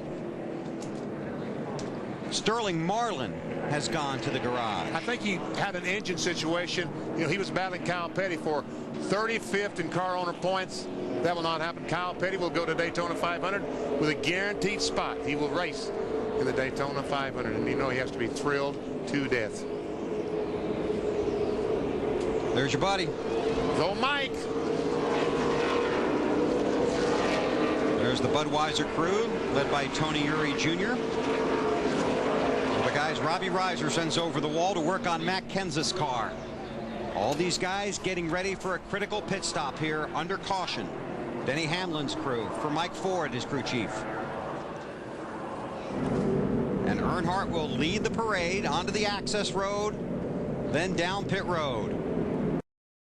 It's Earnhardt, Martin Truex Jr., Greg Biffle, David Gilliland, then Casey Kane. Scott Rakes is 6th, then Boyer, Kenseth, Hamlin. Jimmy Johnson is 10th, Kevin Harvick 11th. There are 20 cars on the lead lap. When Sorensen comes around, he'll be the 21st car. Time to go to work on pit road. Marty. And Bill, here comes the big swing at it from Matt Kenseth's team. He said the car right now not good enough to keep up with those leaders. It gets too tight too early in the run. They're going to pull half of a spring rubber from the left rear tire, half of a pound out of the left rear tire, and a half pound in the right rear tire. Big changes for the 17, Matt. Danny Hamlin will hit his box in the 9th position, says the car is almost wrecking loose at the beginning of the run, so they're going to try to bring it back a little bit so they don't lose as much time at the beginning of the run. It was so strong near the end. AB. Wanted Jimmy Johnson to stop short in his pit box. He'll have to swing around. Scott Wimmer to exit. Chassis adjustment to help the center of his corner, and a 4-tire change on the 48, Dave. 8-car deciding, let's leave it alone at least until the sun goes down, but he's going to lose time. Lost time on the right side, and he'll lose spots, guys. Wow. Lost several spots. Truex Jr. Kane picks up 3 positions. Here's the race off of pit road. Martin Truex Jr., then Casey Kane, then Biffle. Looking for the 8. Still looking. There he goes.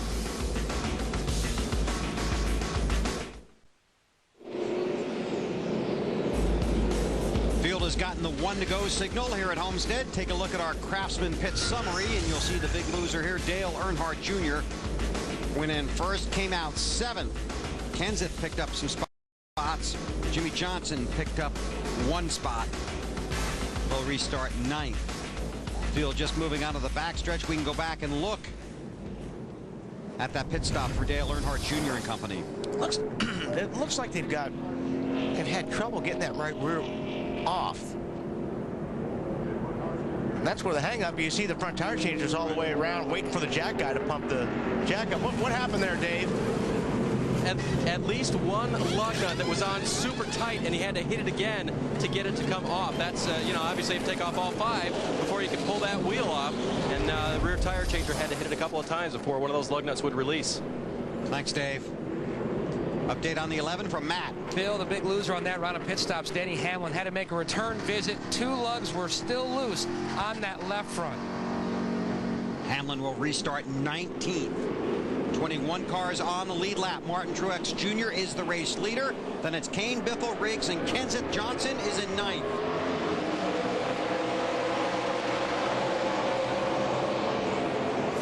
Boy, Johnson gave plenty of room to Clint Boyer. Truex Jr. in the 1 car. Dale Earnhardt Jr., who has a very fast race car, is now going to have to work his way through traffic from the 7th spot. And Jamie McMurray in that 26 car. Yeah, he's going to get run over. He's in a bad situation. He's in the middle of the racetrack, fast cars all around him, and finally gets down to the inside. I was concerned about him. Well, the problem is, Junior, you know, it's going to take a while for him to pick through all these guys right now. In the meantime, the leader's going to get a good jump on him, so just have to see how fast he gets through traffic, but that's going to hurt him a little. Looked like Menard was a little loose there coming out of the turn. Casey Kane, that 9 car, has taken away the position from Biffle in the 16. Robbie Gordon in that 7 car is the first car 1 lap down, so he's racing for the Lucky Dog Award right now. Kane to the high side. Whoa. Biffle looks low. Hang on, Robbie. Yeah, Gordon's loose. Big time. Matt. Bill, a rough Martinsville, Charlotte, and Atlanta for Martin Truex Jr., but ending the year like he started. Strong top 20 runs. Right now, he says the car was tight early. Needed help down in the shaded area, down in turns 1 and 2. That's where the car needed to cut a little better. But right now, great stops by the Bass Pro guys, and he is out front and starting to yard the competition a little bit, Dave. Matt, Casey Kane had a little trouble during that last run with the loose race car, and he was not able to run in traffic. If he ran up on the high line, he ran well until he was in traffic. On the low side, he was a little bit tight, but by the time he came down pit road for changes in the car, the reason they didn't need any. So 4 fresh tires, but he would like to be in clean air. Matt Kenseth in that 17 car. In 5th. You know, it's a shame that this isn't just a normal race. It isn't the final race of the season, because David Gilliland in 38 is not getting the credit he's due. But he's not the story today, unfortunately. Jimmy Johnson, Matt Kenseth Jr., those guys battling for the championship, they are the story. You just gave him his due. Okay, David, you're doing a great job. Running in the 6th spot in that 38 car. Kenseth trying to get around Riggs. That would put Matt in the 4th spot. Martin Truex Jr. is the race leader in the Ford 400. Under caution here in the Ford 400, Benny, David Gilliland called. He said, please don't talk about me anymore. David, I am so sorry. Watch this. Goes down in turn 1 and looks like exactly like Kyle Busch, Wally. Yeah, get sideways. And for a driver, you don't think you hit the wall that hard, but he took probably about 35 or 40% off of his rear downforce, that little hit on the wall. So he went in this time. He was really loose, and he just finished it off. And he'd been running so well, too, as Benny had pointed out. Growing experience for the rookie David Gilliland. Under caution in the Ford 400, you're watching NASCAR on NBC. Last weekend, 9 fans fulfilled their dream to compete on the track at Homestead Miami Speedway. As winners of the Built Ford Tough Race to the Dream Championship, they took to the track in their Ford Fusion. Then they jumped into America's toughest truck, the Ford F-Series, for some serious competition. It was close, but in the end, Matt Walker from Forest Grove, Oregon won it all. Congratulations to Matt, America's Built Ford Tough Fan Champion. And Matt was one of over 60,000 fans nationwide to enter the contest. Field getting the 1 to go. How about the conditions here? Well, it's changing track. We don't have to worry about the sun anymore. That's as far right. as the glare. It's starting to go down. But the racetrack is going to be an ever-changing evolution for the next, till the end of the race, as a matter of fact. And we go inside our Home Depot virtual garage and show the favorite way these teams use to make adjustments on the car. It's the rear track bar. They turn that down or up to adjust the chassis. If the car starts getting loose, they put a wrench back there. They turn that bolt down. They lower the track bar, which tightens the car up off the corner. Reverse, if you go up with it, it will loosen the car off the corner. But it's a favorite way these guys use, and we've seen them use it several times today to make an adjustment. Top 13 cars did not pit. It's Martin Truex Jr., Casey Kane, Greg Biffle, Matt Kenseth, then Scott Riggs. Jimmy Johnson runs in the 6th position in the 48 car. If he finishes 13th or better, he's the NEXTEL Cup Series champion. 21 cars on the lead lap. Casey Mears was the lucky dog. Oh. I knew Robbie Gordon was going to do that. Down low in that 7 car. That's Juan Pablo Montoya in a 30 car in the middle. Menard on the inside of him. He's going to be in the middle for a while now. Gets to the high side. Almost too high. Kane runs second. It's Biffle in the 16 is third. Again, Robbie Gordon in that 7, 1 lap down. Working like a dog to get the lucky dog. Yeah, he has been. He's been trying real hard these last few restarts to even get his lap back. Not only just be the guy, but ooh, he slides up almost into Casey Kane. Menard high also. He almost got the wall off turn 2, talking about Paul Menard. There's Jimmy Johnson in the 48. Talk about guys that are having a good day. That 07, Clint Boyer got his hands full right there, though. 07, Boyer had to start at the rear of the field because of an engine change. He's in the 7th position, Boyer is. There's Jimmy Johnson right in front of him, Matt Kenseth. Update on the 48 from Allen. Now, Bill, you talked about the 13 cars that did not pit on that last stop. The call to not pit there came from the cockpit of the championship leader's car.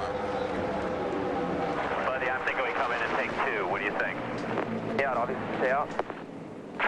Buddy, I got to leave that up to you. You guys tell me how good you think your car is. We're all staying out. That's what I was going to say. Jimmy, you have no idea, dude. I got 3 guys up here all looking at me with different ideas. Yeah, man, I'm with you. You made the right call Monday morning. Made the right call Monday morning, yeah. Isn't it tough, though? These crew chiefs now face extremely difficult calls to make. Track position versus tires. Remember, we saw Dale Earnhardt Jr. stay out on a few laps older tires and hold his track position with a good car. As the conditions change temperature-wise, like you guys talked about, and we get closer to the end of the race, strategy could be huge in deciding who finishes where in this thing.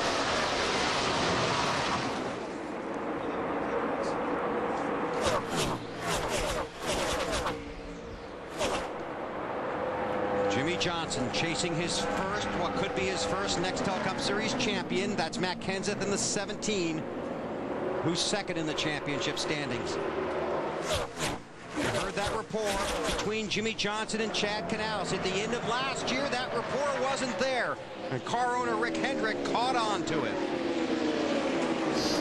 You know, I think all of them were special in a certain way. You know, each one had the first one, seeing Terry win his. But I think for the loss we suffered back at the Martinsville crash, just seeing Jimmy blossom and run so well and come up short, and this year to see the organization kind of having to fill a lot of holes, and for all the cars to win races, all of them to win poles, 3 of them to be in the top 10, and then Jimmy to cap it off after being so close. I'd say this has got to be one of the best years we've ever had and one of the most special championships.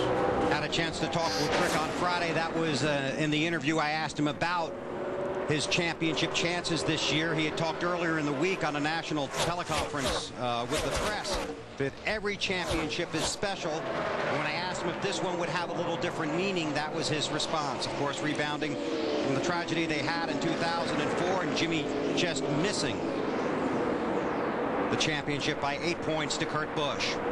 Right now, Johnson 59 points in front of Matt Kenseth. And he runs in the 7th spot.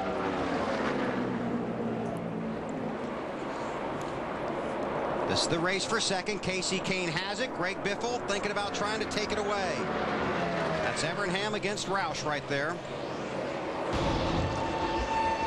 Jimmy Johnson played water polo and was on the swim team in high school. Right now he's on the racing team trying to win the title.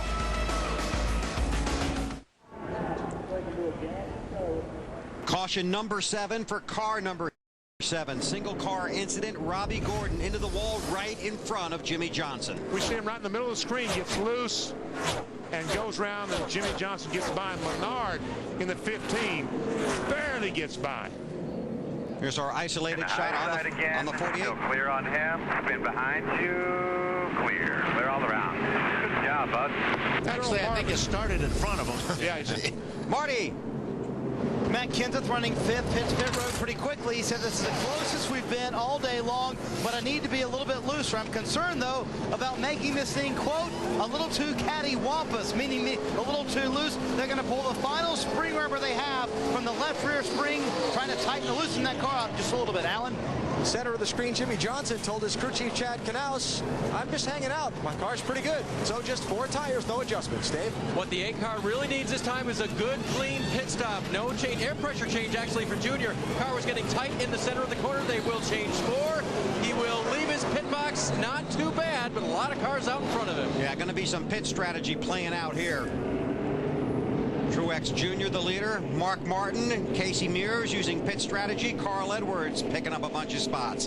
We'll sort out the running order when we come back. Less than 80 laps to go in the Ford 400 with the 2006 NASCAR NEXTEL Cup Championship on the line.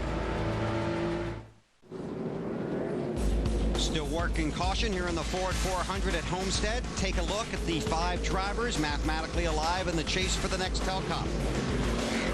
Jimmy Johnson runs in the 13th position. If he finishes 13th or better, he clinches the championship no matter what the other 4 contenders do today. Been an adventure for Jimmy today. Early trouble. Hit a piece of debris off of Kurt Busch's car. Had a little trouble in the pits. And he just got around Robbie Gordon right there. Moments ago. He's got Matt Kenseth right in front of him. They run 1-2 in the championship standings. The top 5 drivers here did not pit. Elliott Sadler, Jeff Burton, David Stremme, Joe Nemechek, and Reed Sorensen. That's because everyone has to pit one more time. So they're just trying to get some track position, try to get the best position, finish position they can. Juan Montoya was the lucky dog. 22 cars rather on the lead lap. Sadler in the 19 is the race leader. This is when it gets adventurous. Exactly. Tony Raines in that 96. Jeff Burton in the 31. He's second. Ooh, the 90s. Man, that 96 car, Tony Raines was loose, slid up the racetrack.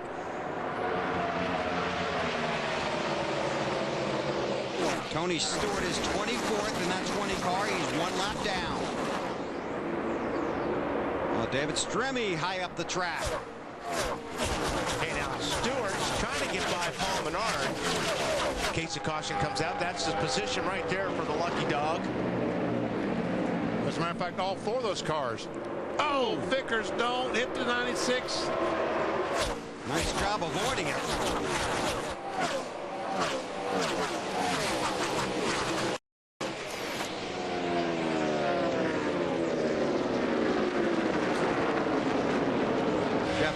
Another car that has struggled today. He runs in 27th, 1 lap down.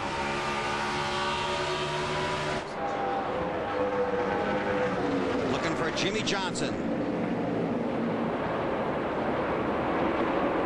Runs in the 15th spot. Kenseth in the 17. Oh, look at that mess in front of him. Oh, gosh. This is making him nervous. Chad Knaus nervous. Rick Hendrick nervous. Every one of them. Making you nervous, BP? That's why I think Jimmy, I think he's just trying to ride a little bit right here. Wait till things settle down a little bit. All right, forget that. It's time to go. On the bumper of Harvick. There's Greg Biffle in the 16, who's been strong all day.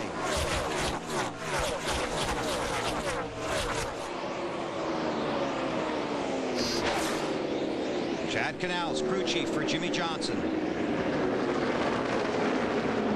Worked under Ray Evernham, who was the crew chief for Jeff Gordon on the 24 car.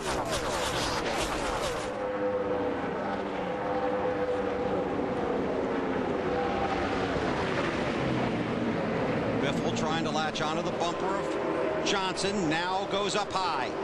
And that's where, you think that's where Jimmy wants to be, BP, down there? I think he wants to be on the bottom of the racetrack.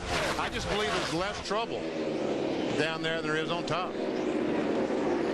He moves over, Biffle goes by, Dave.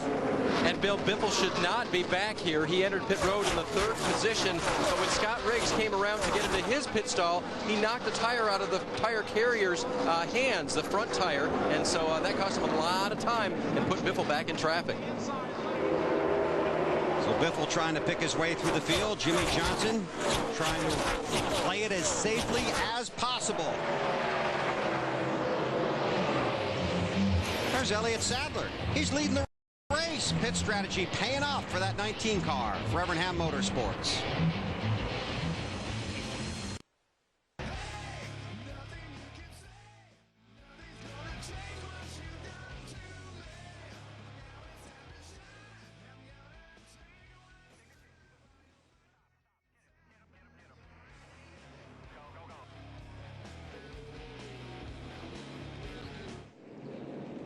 NBC Sports live in Homestead, Miami for the season finale of the NASCAR NEXTEL Cup Series.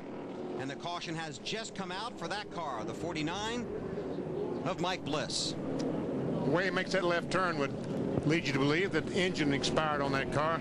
Now then, this is a pit stop that really means something because they can make it Could be the last way. Yep. That 20 car right there, Tony Stewart, the lucky dog. He'll come around, be the 23rd car on the lead lap. So this could be the last chance to make your car as good as possible for a run to the checkered flag here. Jimmy Johnson will pit from the 15th position. Go ahead. I was just going to say, this is real important not to make a mistake on this pit stop. Driver or crew. Right. And that strategy that Elliott Sadler, Jeff Bird, Strimmy, they used worked to perfection. Marty! Robbie Reiser has still not told Matt Kenseth whether this will be a 2 or 4 tire stop, but Robbie did tell everyone, make sure we get it packed full of fuel. Still hasn't said 2 or 4. 2 at the last second call for Robbie Reiser. No changes to the 17. Matt? Danny Hamlin on the top of your screen. 2 tires for the 11 driver. He was developing a little bit of a miss on exit. The catch came in signaling that he is full of fuel. AB. You caught a little bit of the radio from Chad Canals to his crew reacting to what Robbie Reiser did with Matt Kenseth. Just a right side tire change for Jimmy Johnson. They wanted to keep an eye on where Kenseth was when they made this stop. Wow. Well, that really shuffled things up a little bit, didn't it? Casey Kane wins the race off of pit road. We'll sort out the running order when we come back. Be about 59 to go when we put the green back out in Homestead. And now the Allstate Good Hands driver. Jimmy Johnson has had his hands full throughout the race. And he got around that spinning Robbie Gordon car there, so we'll give him our Allstate Good Hands driver award. Allstate, official insurance sponsor of NASCAR. You know, he did hold a very pretty wheel off that corner. You know, he could have jerked the thing to the left to avoid Robbie Gordon. He just drove off. Beautiful sunset here in South Florida. We keep them down here just in case you need them. Alan. Just quick thinking on the strategy for Jimmy Johnson in particular. The 2 tire stop, they only had 12 laps of racing on the left side tires. So they changed the 2 tires there. The important thing to get it full of fuel. Chad Canals, as soon as Jimmy left the pits, told him, watch your fuel use. And then he also told him, you're going to have to drive it like you stole it in these next several laps because a lot of guys behind you took 4 tires on the pit stop. A lot of traffic here. Casey Kane, Scott Riggs, the first 2 cars, fuel only on that stop. And I said that everyone could make it the rest of the way. For some cars, it may be really touch and go. Yeah. Just 60 to go? 60 to go. I talked to the 9 car this morning, Kenny Francis, the team director. How many laps can you run? I said 60. Well, that's close enough to try. Yeah, it's close enough to try. You're right. And he's using all his fuel right now. Riggs trying to get to the lead. He was cleared for a second. Those are teammates right there, the 10 and the 9. Scott Riggs in the 10, Casey Kane in the 9. Matt Kenseth is right behind them. Right now, Kenseth 41 points behind Jimmy Johnson. Johnson runs in the 9th spot. Scotty had him cleared, but since it's a teammate, he's trying not to force issue. I think that was Paul Monaro. They got the wall there a little bit. 15 car. He's been rehearsing that for a little while. Scott Riggs, a 10 car, has never won a NASCAR NEXTEL Cup event. His teammate Casey Kane has 6 wins this season. Those guys had a really bad start of the year. They missed a Daytona 500, Scott Riggs, and here he is at the end of the season racing for the lead. Nice turnaround. Dave? Hey, well, I remember earlier I told you these cars are built the same, but they have different setups under them. Both of them love clean air. Can you tell? Yeah. Neither one of them took tires on that stop so they could get out front. The 9 car especially reporting that it just won't handle in traffic. I got to be out front. 10 cars, same story. Casey Kane in that 9 car has led 89 laps today. Boy, Biffle took 3rd, and what happened to Kenseth? He was right there, and all of a sudden he's falling back about 15, 20 car lengths. Biffle's going to say, well, I mean, there's no room up top, so he's got to try the bottom. And that's the line that he's been using with that 16 car most of the day. And that thing looked loose there. Biffle and Riggs for 2nd. Biffle has it, and now we'll try and chase down Kane for the lead.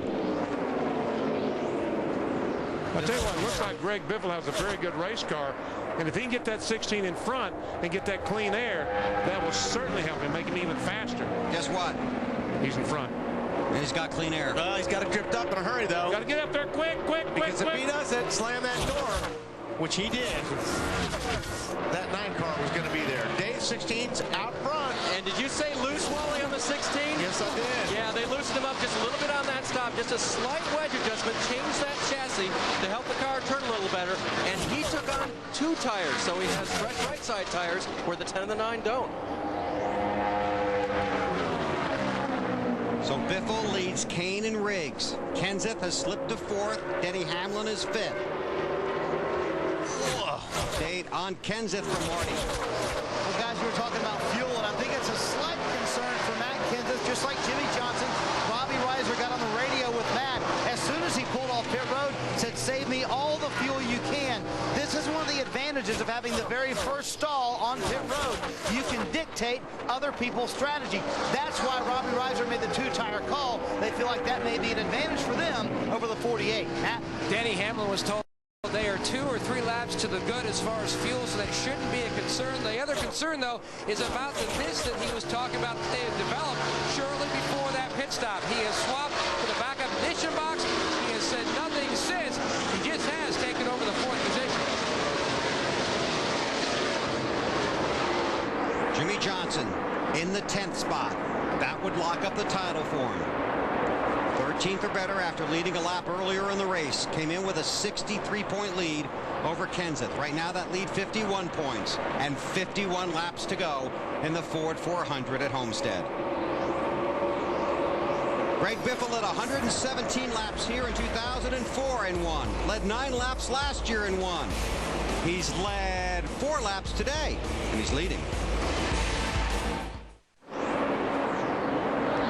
Just 45 laps to go in the Ford 400 in Homestead, Florida. Greg Biffle is the race leader by 2 seconds over Casey Kane. Then it's Scott Riggs, Denny Hamlin, and Elliott Sadler. Championship leader Jimmy Johnson runs in the 9th position. That would secure the 2006 NEXTEL Cup. All right, folks down the truck, for the last time this year, please cue the duck. Time for the Aflac trivia question. Who is the last driver to win the final race of the season and championship in the same year? That's a good question. Probably have to go back to Atlanta. All right, reveal. I don't know. Jeff Gordon, 1998. Was that the race that ended? No. Was that the race that ended at midnight? Something like that, at 1 o'clock in the morning, yes. It rained and then it stopped, and then it rained and then it stopped. And they still did not complete 500 miles, I don't think. I think you're right. Biffle out front on the track. Jimmy Johnson on top in the points, currently 56 ahead of Matt Kenseth. Kenseth runs in the 6th spot.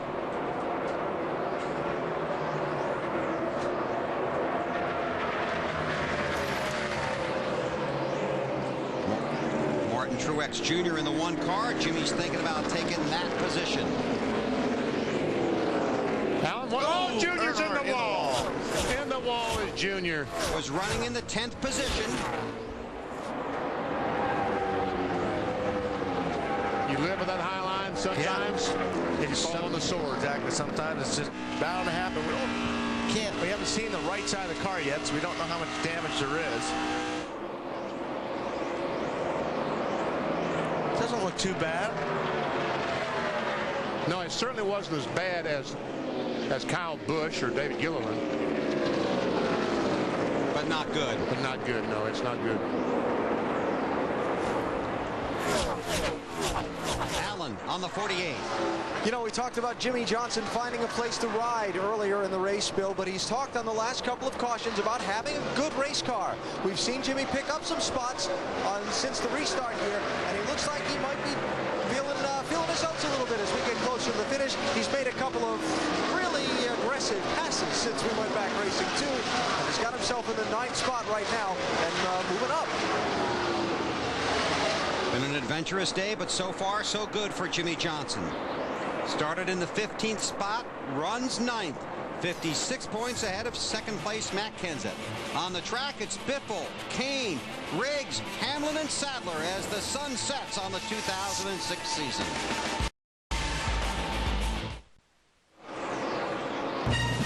Tonight, Chargers, Broncos. Sunday Night Football all starts with Bob, Chris, Sterling, and the Bus on Football Night in America, coming up tonight right here on NBC. Beautiful evening here in South Florida. Greg Biffle is the race leader.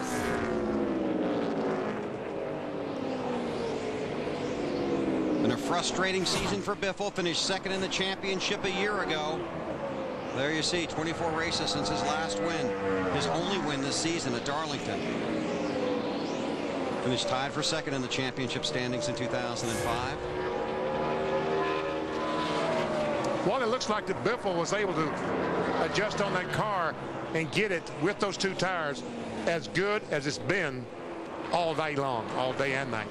And this car's been good to him. You touched on that earlier.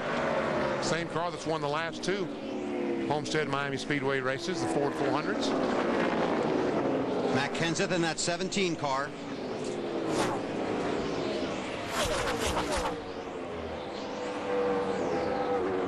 Meanwhile, Jimmy Johnson continues to pursue the championship tonight here in Homestead. Alan, what are you working on? A fuel story, Bill. There are a lot of those out there, aren't there? Yeah, the leader stopped with 61 laps to go in the race. We restarted with 58 to go. Fuel being 60 to 65 laps for a lot of these teams. I just talked to Chad Knaus, Jimmy Johnson's crew chief. He said they are good to go to the finish on fuel. Now that's to the scheduled finish. I did not ask Chad if we get a green-white checker, but that's always something to keep in mind too. That would make it interesting, huh? It sure would. Man, just think a big crash. It would take 4 or 5 caution laps at the end of the race and then go green-white checker. A lot of guys, you're right, would not make it, Alan. Good point. You see the ticker not running at the top of the screen. NASCAR timing and scoring is presently not functioning correctly. Hopefully we'll get that fixed shortly. Not that far from the finish here in Homestead. Greg Biffle is the race leader.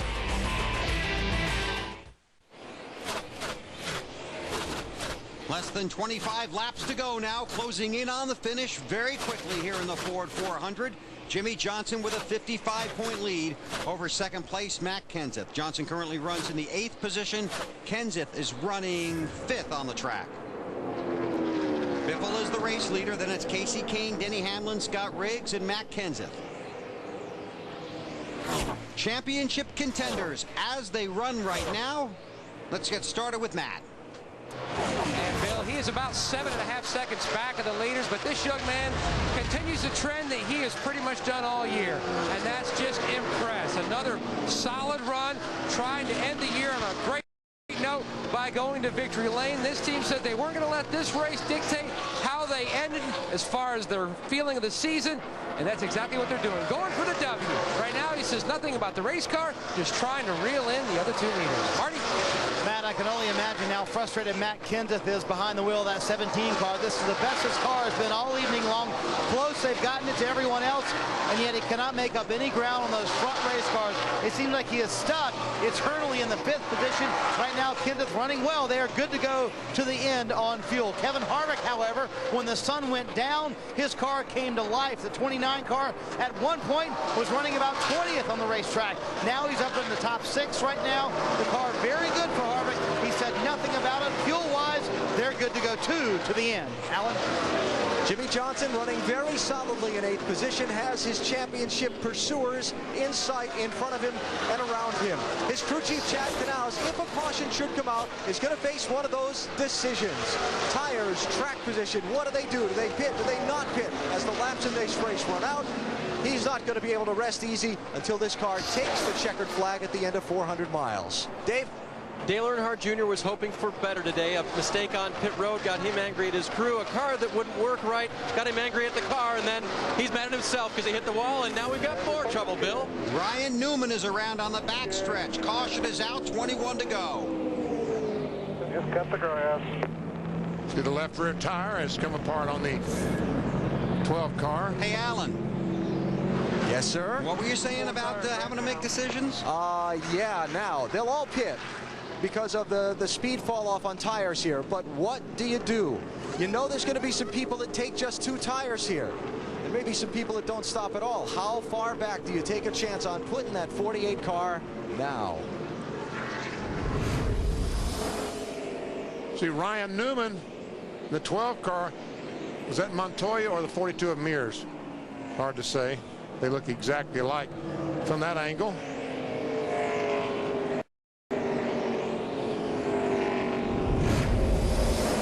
Will it bump them up, you think, Wally? Well, I think what happened was Ryan Newman was on the bottom. We talked about 2 cars going into the corner too close. That was the situation when 2 cars were coming off the corner too close, and the 12 car Ryan Newman had no air on the rear spoiler, and it just spun him out. 9th caution of the race. So you've gone 35 races and 247 laps in this one. And now it comes down to a decision to be made on pit road with 20 to go in the final race of the year. Right now, Johnson with a 55-point lead over Matt Kenseth. Denny Hamlin is 72 points back. There's Hamlin's crew on the wall. And Alan, you're right. They're all coming. Yeah, BP. And Chad Canals is going to hear from the spotter on the roof, Earl Barbin, about what the 17 does, and that'll help make his call. Marty, what are they going to do? Alan, this is where the crew chiefs make their big money. The final stop's most likely at the Homestead Miami Speedway. Matt Kenseth on pit road said, I need to be a little bit tighter for the end of this run. 2 tires, a last-second call, and a wedge adjustment. Matt? 2 tires. And Denny Hamlin's team going to go for the 2-tire adjustment as well. 37 laps in his tires. I didn't think it will cool down enough to help him. He's away. AB. After the spotter called that Matt Kenseth had got 2 tires, Chad Canals called to his team 2 tires. They take the rights, and out he goes, Dave. Dale Earnhardt Jr. trying to help his wounded race car. A little tug on the right front fender to pull away the damage. A little air pressure adjustment to help a car that is tight from the center off of the corner. 4 tires for Junior. And he finally leaves. A little extra work on the front end. And they charge off of pit road under the lights at Homestead. Take a look at the race off of pit road. Greg Biffle, then Casey Kane, Hamlin, Kenseth. There's Jimmy Johnson, the championship leader.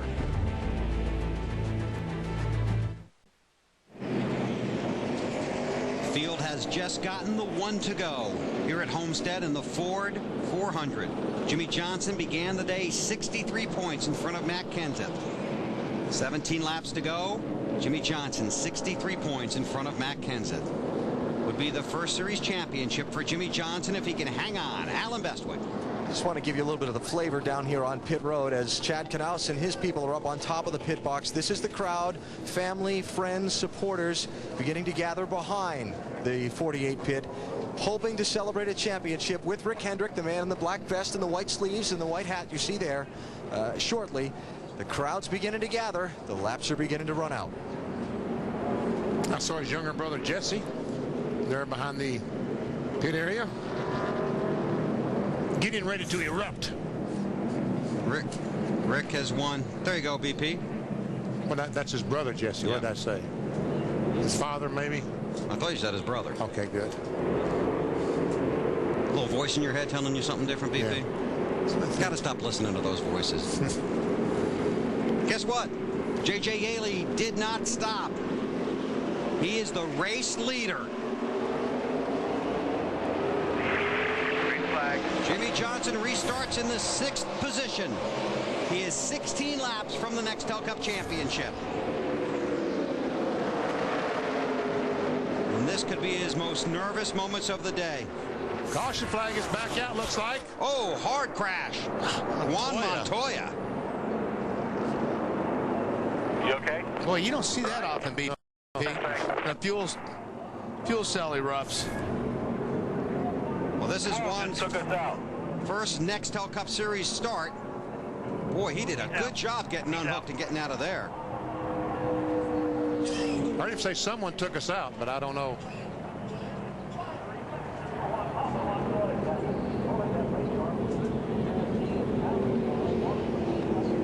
Take our first look. It's already underway there. Man, he went in firewall deep, didn't he? Rear firewall. You're right, Wally. You don't see those things. Yeah, they normally don't come apart like that. Still really can't tell. That happened early, too, like even before the corner. That happened on the straightaway, didn't it? Sure looked like it did.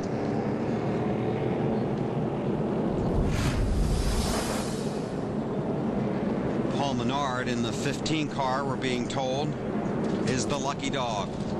Jimmy Johnson runs in the 6th position, just a handful of laps away from his first NASCAR NEXTEL Cup Series championship.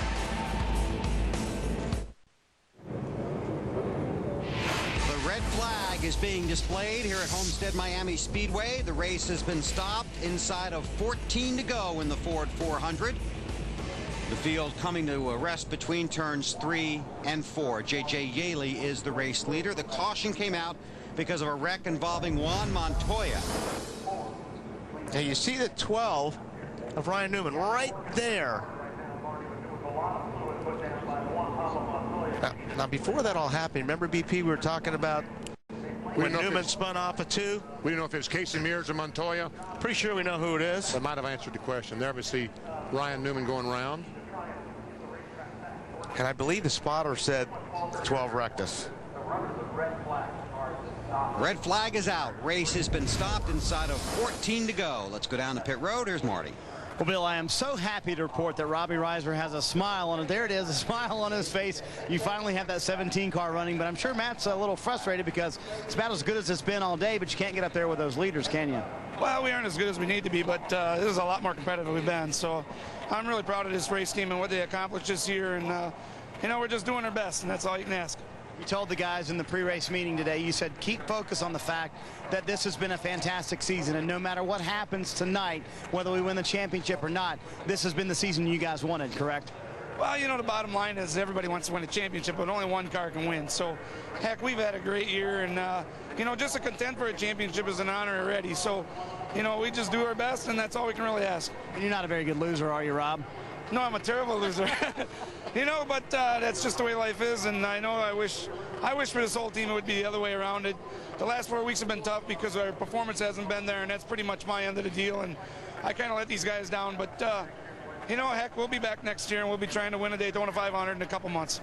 And Bill, Robbie and I were talking earlier this morning about his dad. He lost him 1 year ago this weekend. And he said, you know, I thought about him this week quite a bit, especially on the anniversary of his passing. And he said, I know he would tell me the same thing he always told me. Son, go out, do the best you can, and no matter what you get out of the day, I'll be proud of you. Yeah, Marty, when I walked into that meeting you guys were having this morning, and then Robbie was talking about, hey, you know, we'll do the best we can. If we get it, we get it. If we don't, we don't. And then what did he say? He said, that's about $50,000 worth of therapy working right Exactly, there, right? And I told him he didn't know the way to a therapist. Robbie's an old Wisconsin guy who doesn't need therapy, but he, you know, he is so proud of this race team, and I think that's what gets lost in these final few weeks. People think, oh, well, the 17 didn't run very well in the chase, but they were really one of the best cars all year long, and Robbie is really proud of his guys for how consistent they were all year long, and what he says was probably their best season overall. 4 wins for Matt Kenseth this year.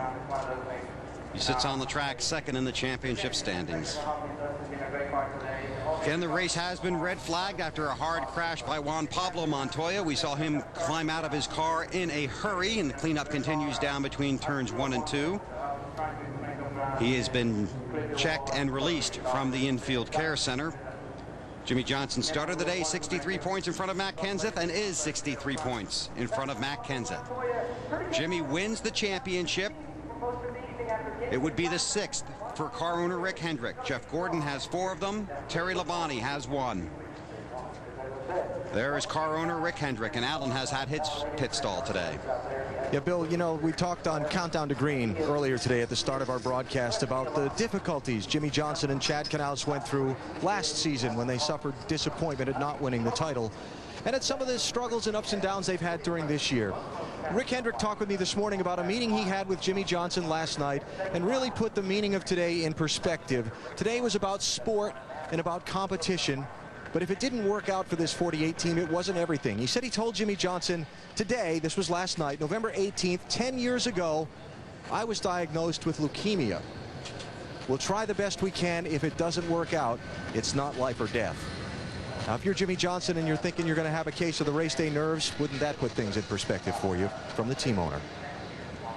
You're not kidding. And had a very tough struggle with that leukemia. Did Rick Hendrick spent about a year really going through some very, very aggressive treatments that made him feel awful. He wanted to stop 2 or 3 times. His doctor would not let him, said, you got to keep going. There is light at the end of the tunnel, and here we are trying to win a 6th championship.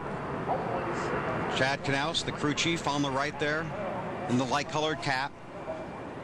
It's been Jimmie Johnson's only crew chief in the NASCAR NEXTEL Cup Series, but wasn't his crew chief for the first 4 races this season after being suspended by NASCAR for a violation leading up to the Daytona 500. They say that made the team stronger. They had the right people in place so they could continue. Jimmy won the Daytona 500, then won 2 weeks later at Vegas, and now just a handful of laps away from the NEXTEL Cup Championship. Marty?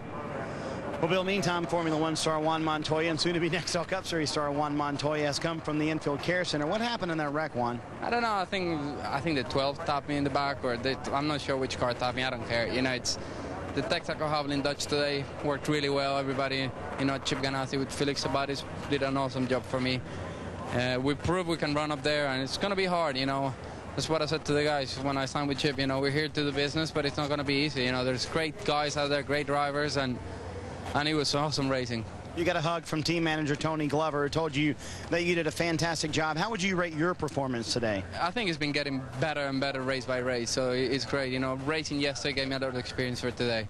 At one point, it was in the top 10 this afternoon, Bill, but he ends his night early here at Homestead. Thanks, Marty. He's going to wreck some race cars, but he is going to be a blast to watch. I talked to a spotter today, Timmy McKeechan from up in Canada. His dad came down with Earl Ross back in the 70s, and he said that the problem with spotting for Juan, the stuff that you learn on Friday night and Saturday night racing, he doesn't know. So he has to try to explain it to him exactly what's going on. But I think one thing he does understand, that this is a tough deal. Yeah. This is going to be the toughest thing he's ever been involved in as far as race-wise, because it's so competitive, and you don't intimidate these guys. And I'm so impressed with the job he's done. Yeah, he's done a very good job. Crew Chief Chad Knaus. That's exactly what they need, the red flag to delay things. Just to build the excitement a little bit. Jimmy and Chad have had an excellent season here in 2006. A lot of frustration last year, though, in the 2005 season. At times, it looked like they might go their separate ways after last season. I asked car owner Rick Hendrick earlier this week how bad things got between driver and crew chief. I thought maybe they were going to go out behind the trailer a couple of times, but I think that it created a mutual respect and a feeling that as soon as they got to the point where they felt comfortable saying what was on their mind and not trying to be politically correct, you know, the chemistry was a ton better. And this is before the race today. Chad Knaus, crew chief, Jimmy Johnson, driver. Chad definitely a Type A personality. Jimmy, the more subdued California Type B personality. Rick wanted to see each of them give a little bit. And that's what they've done. Jimmy extremely complimentary of Chad when I spoke with him on Friday up at Doral. They went through a lot last season. At times it was very, very tense. Now 14 laps away from the championship. What do you think? You get one to go this time by? Find out. I hope so. Red flag has been withdrawn. Caution back in the air. I'll tell you one thing, Wally. They make these starters a lot better than they used to. Yeah, that's true. Because once they sit there and get, they would heat think. It's just they'd never start. Half the cars wouldn't start on the red flag condition.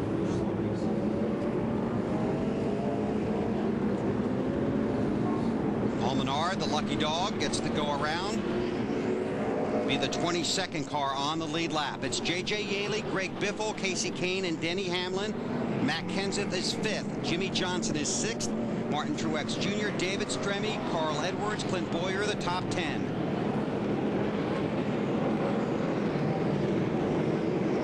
"13 laps to go. They did not get the one to go there. Good on fuel, but as you guys get spread out, make sure you get your tires cleaned off. Jimmy Johnson wishes it was 10 to go instead of 13 to go. Having to worry about those lap cars. Right. Because this will be a double file restart.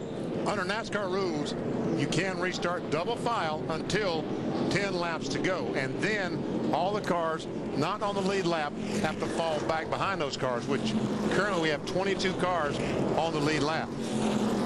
Maybe. That's a little further story about Rick Hendrick, Bill. In my conversation that I had with him this morning, Rick told me, I said, you get pretty nervous during these things, don't you? He said, it drives me nuts. He said, I have to get up, I have to pace, I have to walk. And looking at Rick Hendrick up there now, he and Chad Knaus are the two tightest people on this pit box and in this group right now. And who can blame them? Rick has been up and down off his pit box a few different times today. Right now, he's going to wait out those nervous last laps to see if he's going to add another trophy to his collection. A trophy that he wants far more for the people who work on these race cars than he wants for himself. Absolutely. He wants it for the organization. Hendrick Motorsports. Jimmy Johnson, teammate of Jeff Gordon, Brian Vickers. All right, here we go. One to go. At the one to go signal, there'll be 12 laps left now, 11 when we go back to green. Lights out on the pace car. J.J. Yaley is the race leader. And we thought the last restart would make Jimmy Johnson nervous. Obviously, this is a situation where he'll drive as safely but as solidly as he can, hoping nobody else makes a mistake. Yeah, he's definitely worried about these restarts, especially when you've got a bunch of cars down on the inside that are a lap or more down. You've got a bunch of guys out there that are trying to make something happen. This is the last race of the year. This is the one that they're going to be thinking about. Jimmy Johnson, he just wants to get through these next 12 laps just clean. That's all he wants to do. He's got some hungry guys around him on the racetrack. J.J. Yaley looking for what would be his first NEXTEL Cup Series win. Greg Biffle, we talked about earlier, so successful last year, just one victory this year, runs in second. In the 7th spot, Martin Truex Jr. was great down here in testing, having a strong run tonight. Would like to try and use these final laps to see if he could pull off a miracle and get to the front. Be a lot of things happening when they put the green in the air here with 11 to go. Yaley, Biffle, Kane, Hamlin, and Kenseth. Jimmy Johnson finishes 13th or better. He clinches the NEXTEL Cup championship. He will restart in 6th. Pace car heads for pit road. 11 to go when they put the flag in the air. Yaley brings them to the restart line. Green flag.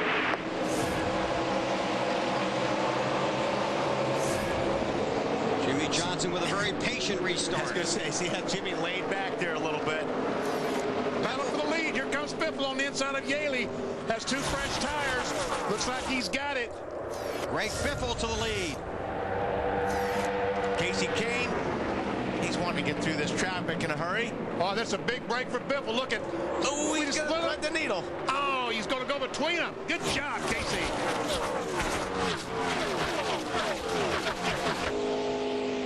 Kane to 2nd.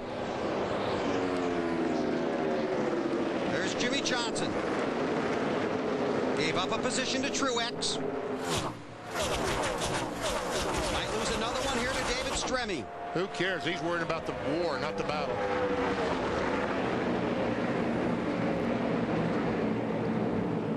Boy. Greg Biffle, the race leader. The driver from the 12 car and the crew chief from the 12 car to the NASCAR hauler after the race, please. That's the word from NASCAR.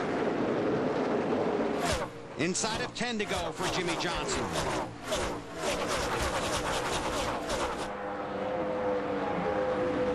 There's his teammate, co-car owner Jeff Gordon in the 24. And he's got his back with just a few laps to go. Had it.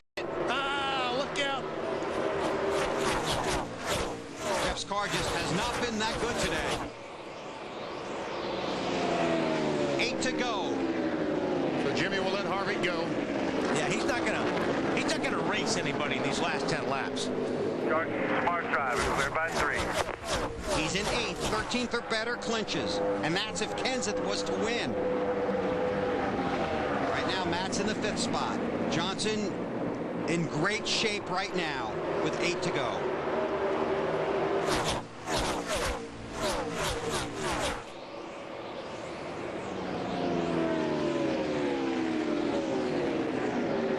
Wally, he is exactly where he wants to be. No cars around him. Beautiful spot. This is paradise. Yep. This is perfect. In 2001, Johnson wasn't sure what direction his career was going to take. It was Biffle the race leader. Kane runs 2nd. Hamlin and Yaley teammates for 3rd. And Biffle is a little bit quicker than Casey Kane. Be something to win 3 in a row at this place. Final race of the year. And they've had a little bit of a dry spell. So. Uh-oh. Casey Mears off the pace. His last ride in that car. Motor blew up. Caution is out. Oh, man. Caution is out. So Jimmy Johnson will have to live through it one more time. Only it will be a single file restart when we go back to green.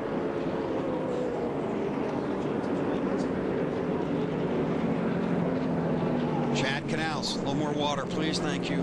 Throat's a little dry right now. He appears calm, but that's not the case. Not on the inside. But your point about being a single file restart, that is just the best news Jimmy Johnson's had the whole race. That was your point. I was just trying to draft off and go to the front. Because I'm telling you, you see the 42 blowing up. You know, he'll be sitting there with Kenseth and Riggs and Harvick and guys there that he can trust racing with. Darn. He just wants this thing to be over. He does. In 2001, Jimmy Johnson, driving in the Busch Series, wasn't sure what direction his career was going to take. Was in the Busch drivers meeting before the Busch race at Michigan. Decided he was going to ask Jeff Gordon for some advice on what to do about his career. Jeff invited him back to the team hauler after the Busch drivers meeting. Jimmy told him what he was thinking about. Jeff Gordon said, well, why don't you hang on? We're looking for a driver over at Hendrick, and you're the only name on the list. Jimmy said, he told me on Friday, he walked out of that hauler and said, what just happened in there? He had Jeff Gordon's number and was instructed to call him on Tuesday. He said he walked around all day Monday with his phone, making sure that he was really supposed to call Jeff Gordon on Tuesday. In 2002, he got the ride in that car for Hendrick Motorsports. He got the cars that Jeff Gordon had used in the 2001 season that took him to the Series Championship. They gave him Chad Knaus as a crew chief. They were expected to win, and they did, 13 races in. Every year he's finished in the top 5 in the championship standings. 2 years ago, he came up 8 points short. Right now, he's 64 points to the good. 4 laps away from the NEXTEL Cup. But it's still not clinched. He's still got to finish. Alan? Just see if I can give you a little flavor of what's going on between Jimmie Johnson in his race car and Chad Knaus up on his pit box. They're giving Jimmy a complete appraisal of the situation around him. Who's in front of him? Who's behind him? Who's racing for what? Just a discussion of Matt Kenseth and his race with Denny Hamlin for second in points. The spotter Earl Barvin said, Matt Kenseth's spotter says he's going to protect his spot to protect second in points. Chad telling Jimmy back he's going to race hard for everything he can get. They're warning him about Kevin Harvick. Remember earlier in the race he had a little, we'll say, difficulty in a pass with Harvick, who I guess Jimmy would feel didn't cut him a lot of slack, telling him that Harvick will be restarting in front of him. And most of all, I think just trying to keep themselves all energized here and not get down over the dragging out of the end of this thing and get it over with. But not only that, AB, but to keep them focused. Yeah, you don't want to start. You don't want your mind to start wandering. Right. And all the information that they're getting, everything is killing time right now. And this race was zipping along until about the last 20 minutes. And now we've had cautions and red flags. There's the crew. There's the crew chief. Keeping your head in the game with your heart in your throat. Saw Rick bending over just a few minutes ago, his hand to his forehead. Like a migraine, baby. That's what I was thinking, headache time. You know, that's what happened. I won the championship back in '73. At the end of the day, I had the most massive headache I've ever had in my life. Well, you gave everybody a headache that I day, did, but... What'd you do, wreck on lap 12 or 13? Did that have something to do with having no crush panels in your car for half the race, too? I had no right side at all. I think some of that was exhaust. Fumes, possibly. All right, looks like there's going to be about 2 laps to go and this thing gets restarted. So the question is, can Jimmie Johnson hold on for the championship, the NEXTEL Cup, and can Biffle hang on for the victory? It will be the most cautious, conservative restart Jimmie Johnson has ever made in his life. Don't break any transmissions. Don't shift fast. Nice, calm shift. Matt, what are you working on? Well, Bill, the other question, can Matt Kenseth hold on to that second spot in the championship standings, because the 11 at this point is only 8 markers from overtaking Kenseth for that second position. Under the previous caution, Mike Ford said go ahead and let it hang out. And he replied back, well, I've taken every 3 or 4 wide chance I can get today. And he goes, we have been watching. So he goes, we've done the math. If you can win at this point and Kenseth finished 5th, you will take second. He goes, I've got 10 fingers. I can go ahead and add it up myself. A lot of lightheartedness on the radio. These guys are having fun, ending the season, which what really has been a dream season. He could end it in a big way. There's going to be an extra lap. In victory lane. Yeah. The race is going to be 268. I'm going to go to the green-white checker here while cleanup continues. If the race reaches its scheduled conclusion, under the caution flag, NASCAR will make one attempt at a green-white checkered flag finish. Field being given the 1 to go signal. It will be green next time by. After that, they'll get the white flag, then the checkered flag. If the caution comes out during that period, the race is over. And NASCAR will use video monitors and scoring loops around the track to sort out the finishing order. Now, what's happening with Yaley? Is he out of fuel? Remember, he stayed out. Thought he could make it to the end. Thought he could make it to the end, and sure looks like he's out of fuel. Marty? That would be out of fuel, gentlemen, and they've asked JJ if anything will turn over. He keeps saying nothing. Nothing. And now they're asking, did we get it full when we came in? Because their calculations showed that they were good to go even on a green-white checkered all the way to the end of the race. So obviously either some miscalculations or they did not get a fuel full, but he is out of fuel currently. Running in 5th position last time by. Yep. Now he gets a push. And he's just going to pull right in and call it a day. Went for it. Didn't make it. So J.J. Yaley pulls behind the wall. A green-white checkered finish coming up in the season finale here in Homestead in the Ford 400. The championship on the line. Jimmy Johnson runs in the 8th position. 13th or better will clinch him the NEXTEL Cup championship. Pace car to pit road. Casey Kane's going to have to get it done in 1 or 2, I think, BP. What do you think? You got to get a really good jump on Biffle. Green flag in the air for the final time this season. Hey, don't forget about that 11 car. And here comes Hamlin. That's going to help Biffle out a great deal as he battles with Casey Kane. Oh! Boy, it sure looked like Hamlin got loose down there. Truex is going to take that spot away, and he's working on second. Truex and Kane. That's for second behind Greg Biffle. And Truex can see the leader directly in front of him, but does he have enough time? Looking for his first ever NEXTEL Cup Series win. Last lap of the season. Jimmy Johnson in the 48 car, closing in on the championship. Biffle looking for the win. Truex trying to play spoiler up front. Don't think Truex is going to have enough. Biffle got a really great restart. Too many car lengths. Biffle going for 3 in a row. Through 3 and 4 for the final time. Coming to the finish line. Greg Biffle goes 3 in a row at Homestead. And Jimmy Johnson is the 2006 NASCAR NEXTEL Cup Series champion.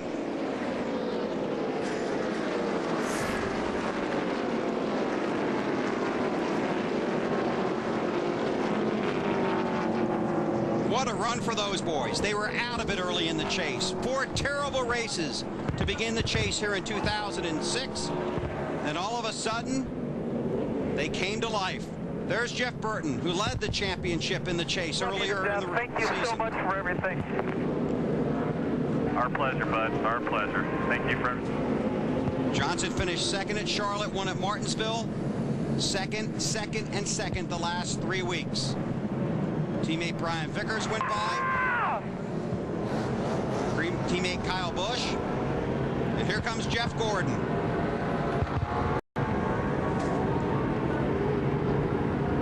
Jeff Gordon and Ricky Hendrick, Rick's late son, instrumental in convincing Rick Hendrick to hire Jimmy Johnson to drive in the NEXTEL Cup Series. When it was announced, the popular question was, what were you thinking when you hired Jimmy Johnson? Rick had seen him drive late model cars as a teenager, competing against Ricky. He liked what he saw then, and he loves what he sees now. I think you got to give Lowe's a lot of credit for stepping up and sponsoring a rookie in 2002. Yeah.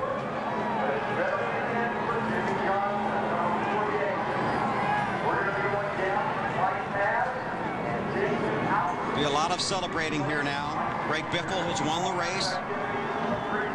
Jimmy Johnson will celebrate his first NASCAR NEXTEL Cup Series championship at the age of 31. Alan?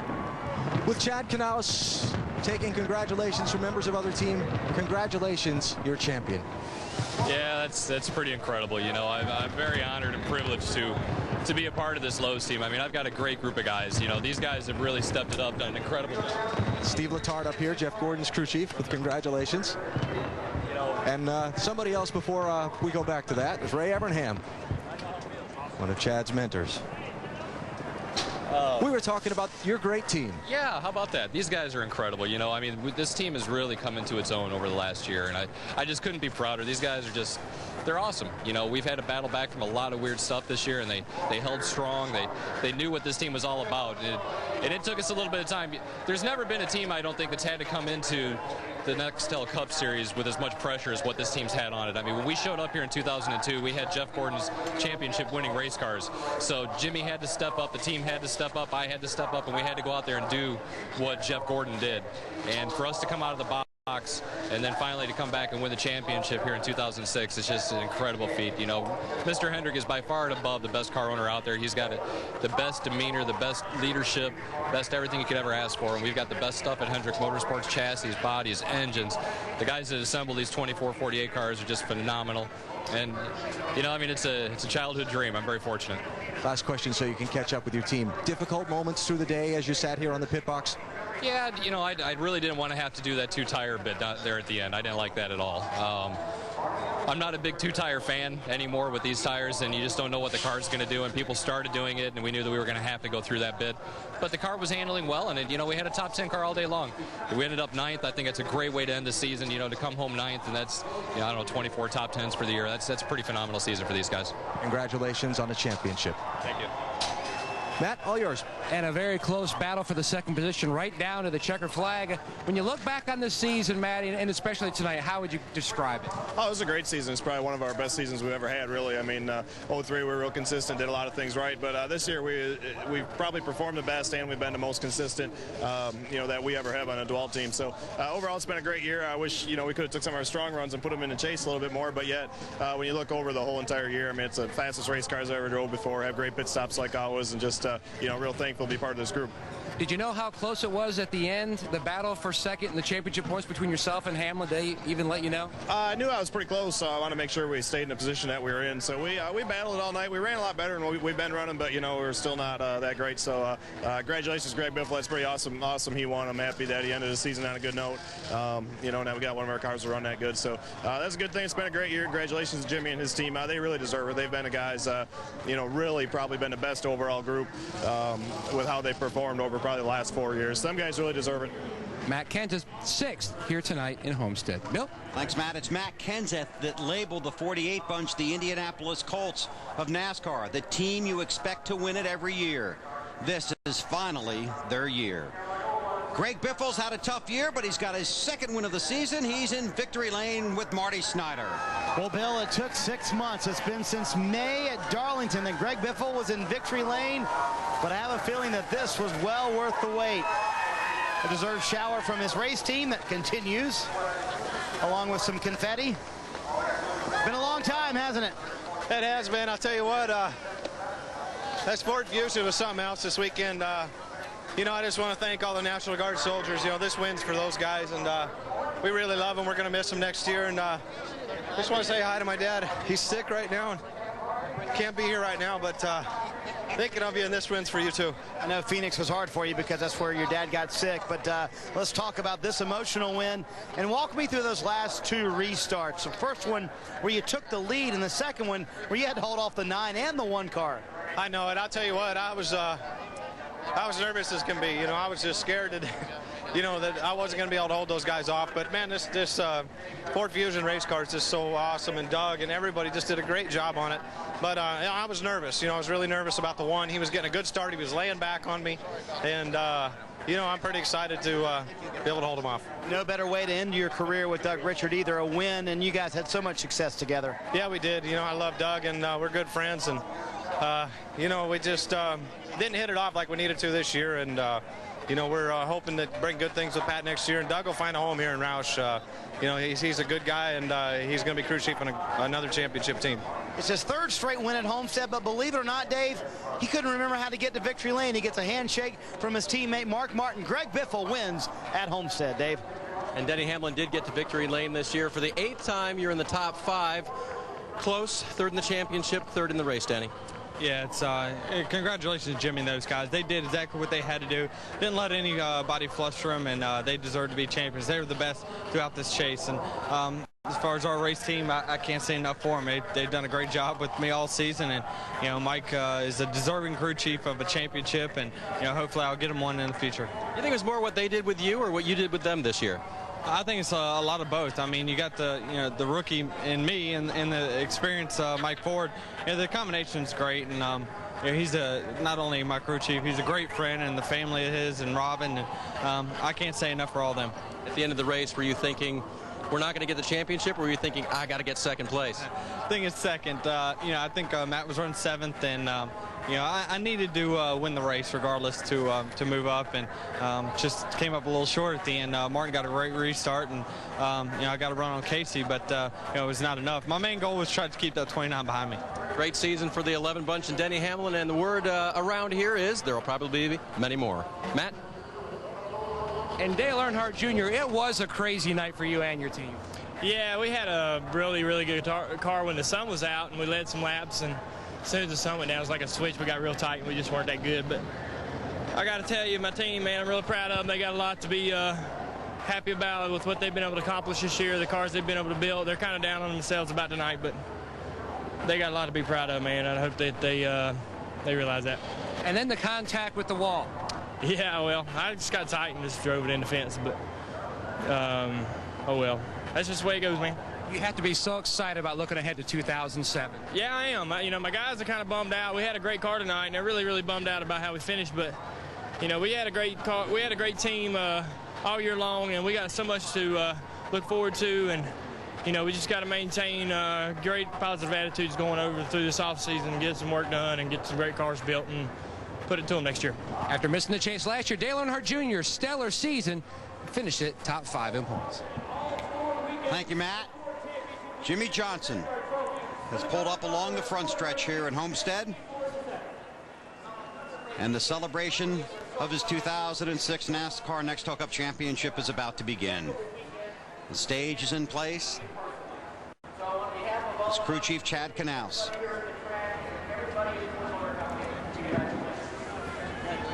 His teammate Kyle Busch. Brian Vickers. There were some tense moments after Talladega, but Rick said they got that behind him in a hurry. Here comes. There's Casey Mears, but here comes Jimmy Johnson climbing out.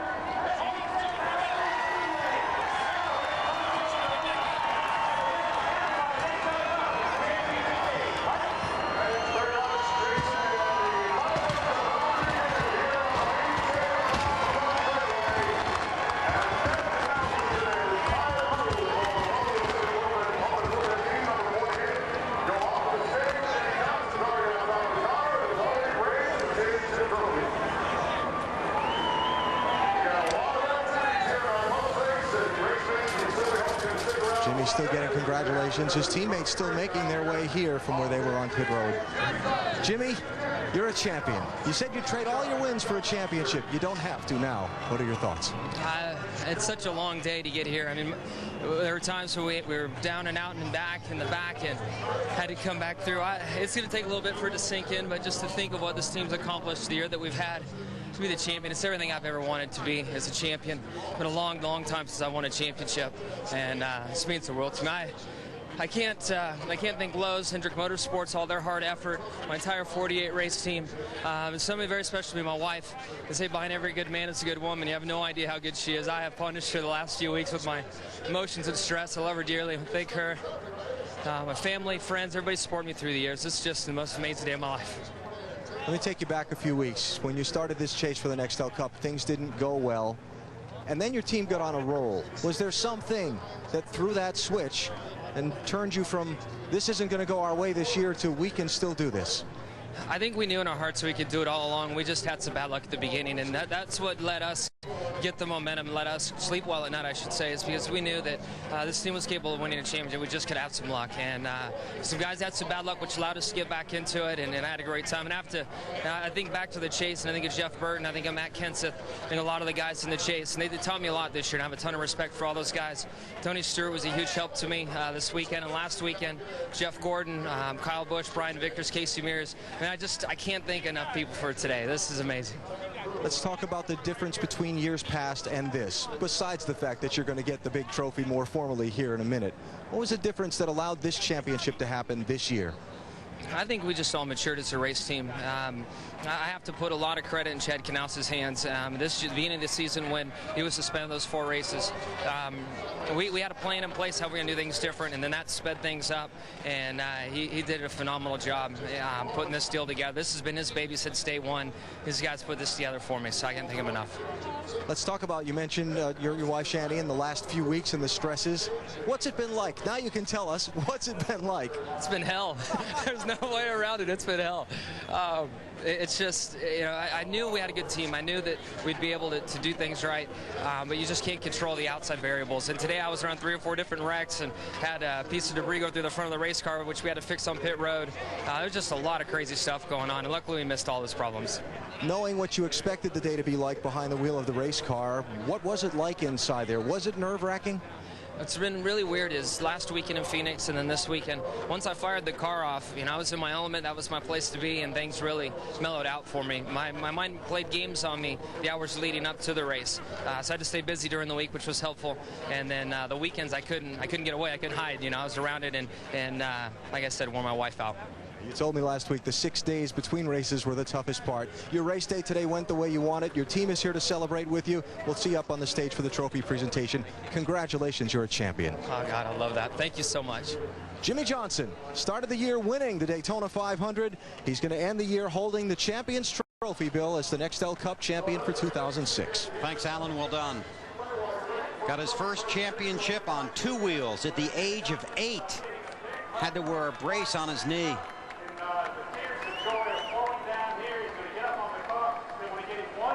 That's his dad, Gary, standing there beside of him.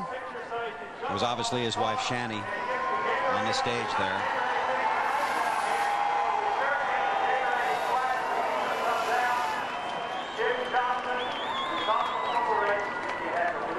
Still to come, the trophy presentation.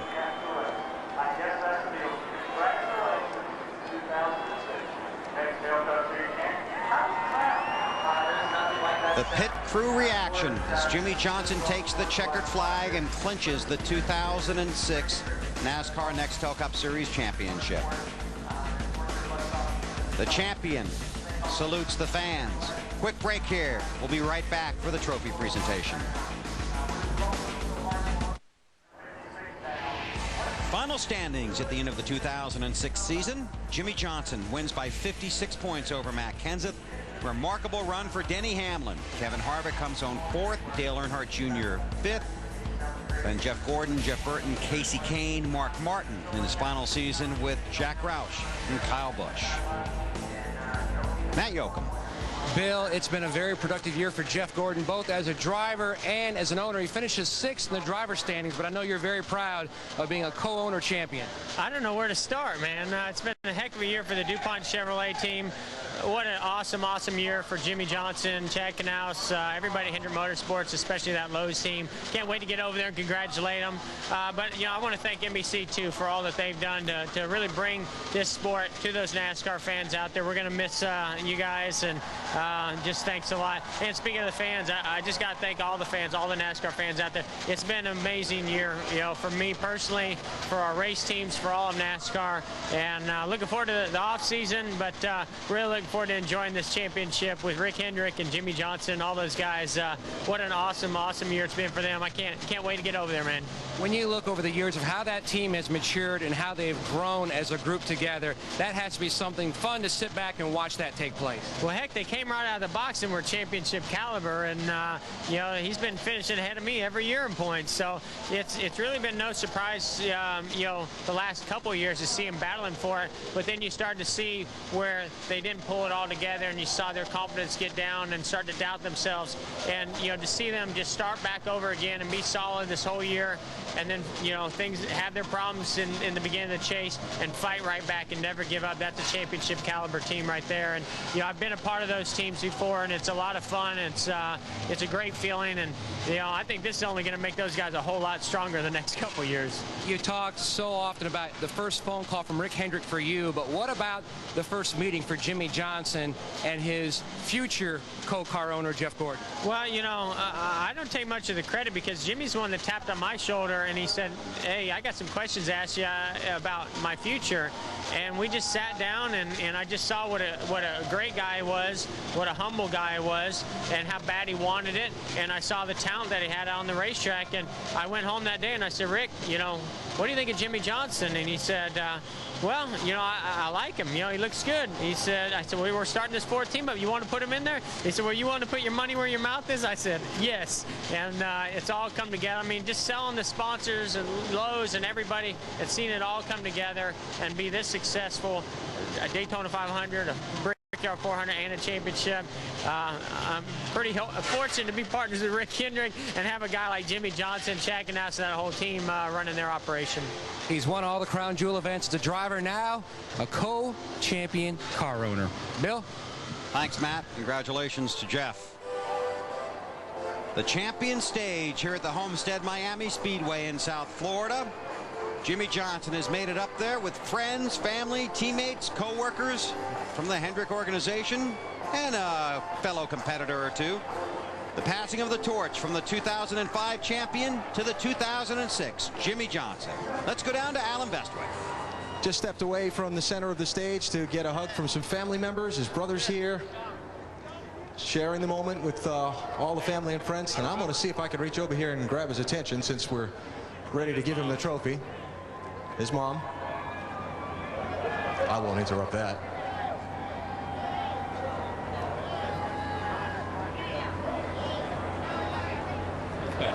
Okay, now I'm going to have to go chase him.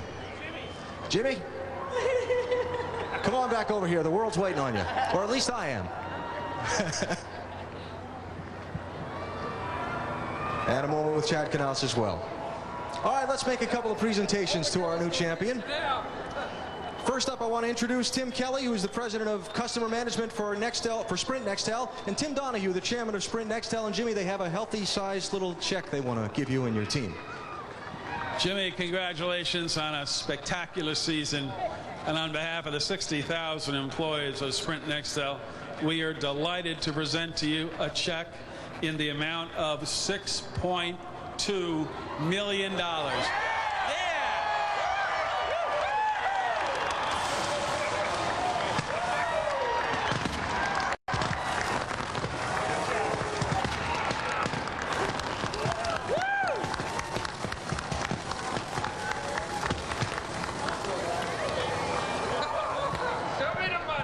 That'll buy a few tires next season. Isn't that right, Mr. Hendrick? And Jimmy, we turn you this way. The Chief Executive Officer of NASCAR, Mr. Brian France, to present the championship trophy. Jimmy, it's the hardest championship in motorsports to win. You won it. You're going to be a great champion. Congratulations. Thank you, sir.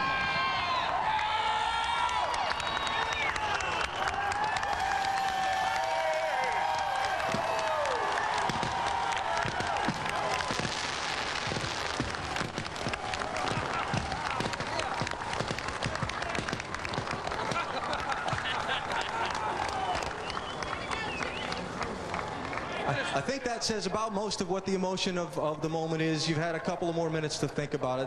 What's sinking in? All the stuff that I've been chasing out for the last couple of weeks in my mind, it's sinking in. Just the hard work, the years from racing off-road buggies to off-road trucks, ASA, Busch, then my Cup start. There's been so many great people along the way that have helped me. I just can't thank all of them enough. I just want to thank everybody. I've had a lot of people believe in me along the way and help me get my chance. Mr. Hendrick believed in me, gave me this chance here, but a lot of guys, you know, I didn't have the stellar career through ASA and Busch, but I got my chance and I got here with this race team and we built something special. So I'm just so proud of everything that we've done. This is what we all work for. This is what we all want, and now I have one.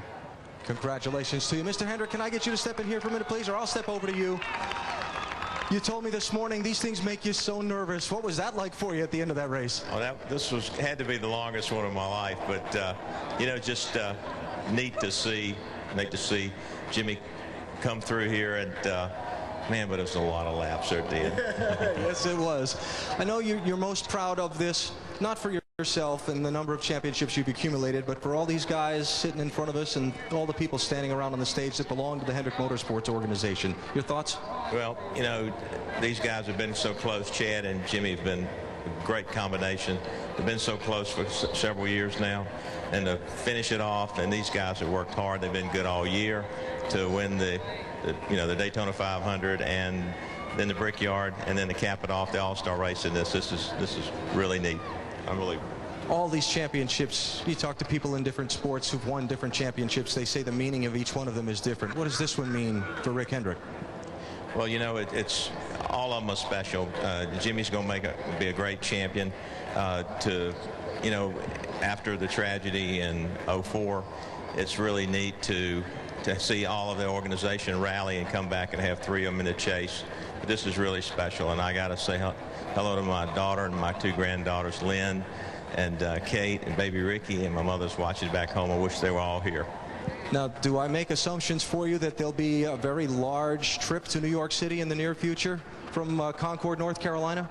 Oh, yeah, and I was just asking them how many duplicate trophies could we get, so no, this is going to be really great. The whole organization's worked so hard. We're just so proud of everyone. This has been a real organization effort, and, you know, just to cap it off, it's just hard to win these things anymore. You know, it's just really tough out there. A lot of good cars, a lot of competition, so Lowe's has just been a great sponsor to come on board with us, and we just couldn't be happier, so this is going to be a great championship. Congratulations to you for assembling that organization. Jimmy Johnson, Chad Knaus, Rick Hendrick, and the championship team from the Lowe's Chevrolet 2006 NASCAR NEXTEL Cup Series champions. Bill? Thank you, Alan. One more look at the unofficial points. Jimmy Johnson, the 2006 NASCAR NEXTEL Cup Series champ. And Denny Hamlin moves up past, he was tied with Kevin Harvick. Going in, moves up a spot. Casey Kane moves up 1. Martin loses 1 in his final race for Jack Roush. And Kyle Busch could not get it going. Quite a season. Oh, it's been fantastic. But it's over. Yep, and Jimmy Johnson celebrates the championship here in Homestead. In 2 weeks on NBC, it's the NASCAR Awards Special. Sunday, December 3rd from the Waldorf Astoria Hotel in New York City. NASCAR honors its 2006 NEXTEL Cup Series champion Jimmy Johnson and the top 10 drivers from this season. That's the NASCAR Awards Special in 2 weeks on NBC. Coming up next on NBC, Football Night in America with Bob, Chris, Sterling, and the Bus, followed by Kickoff.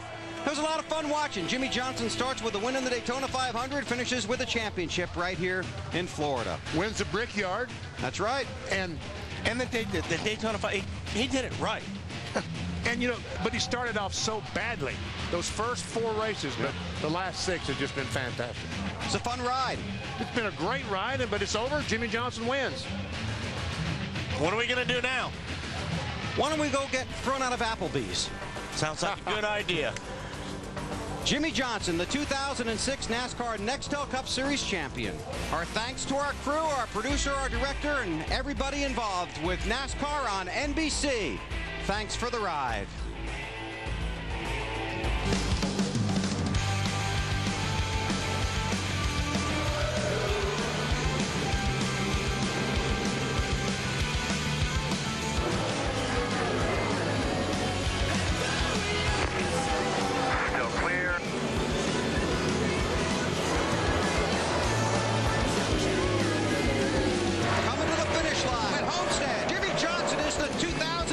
NASCAR NEXTEL Cup Series champion.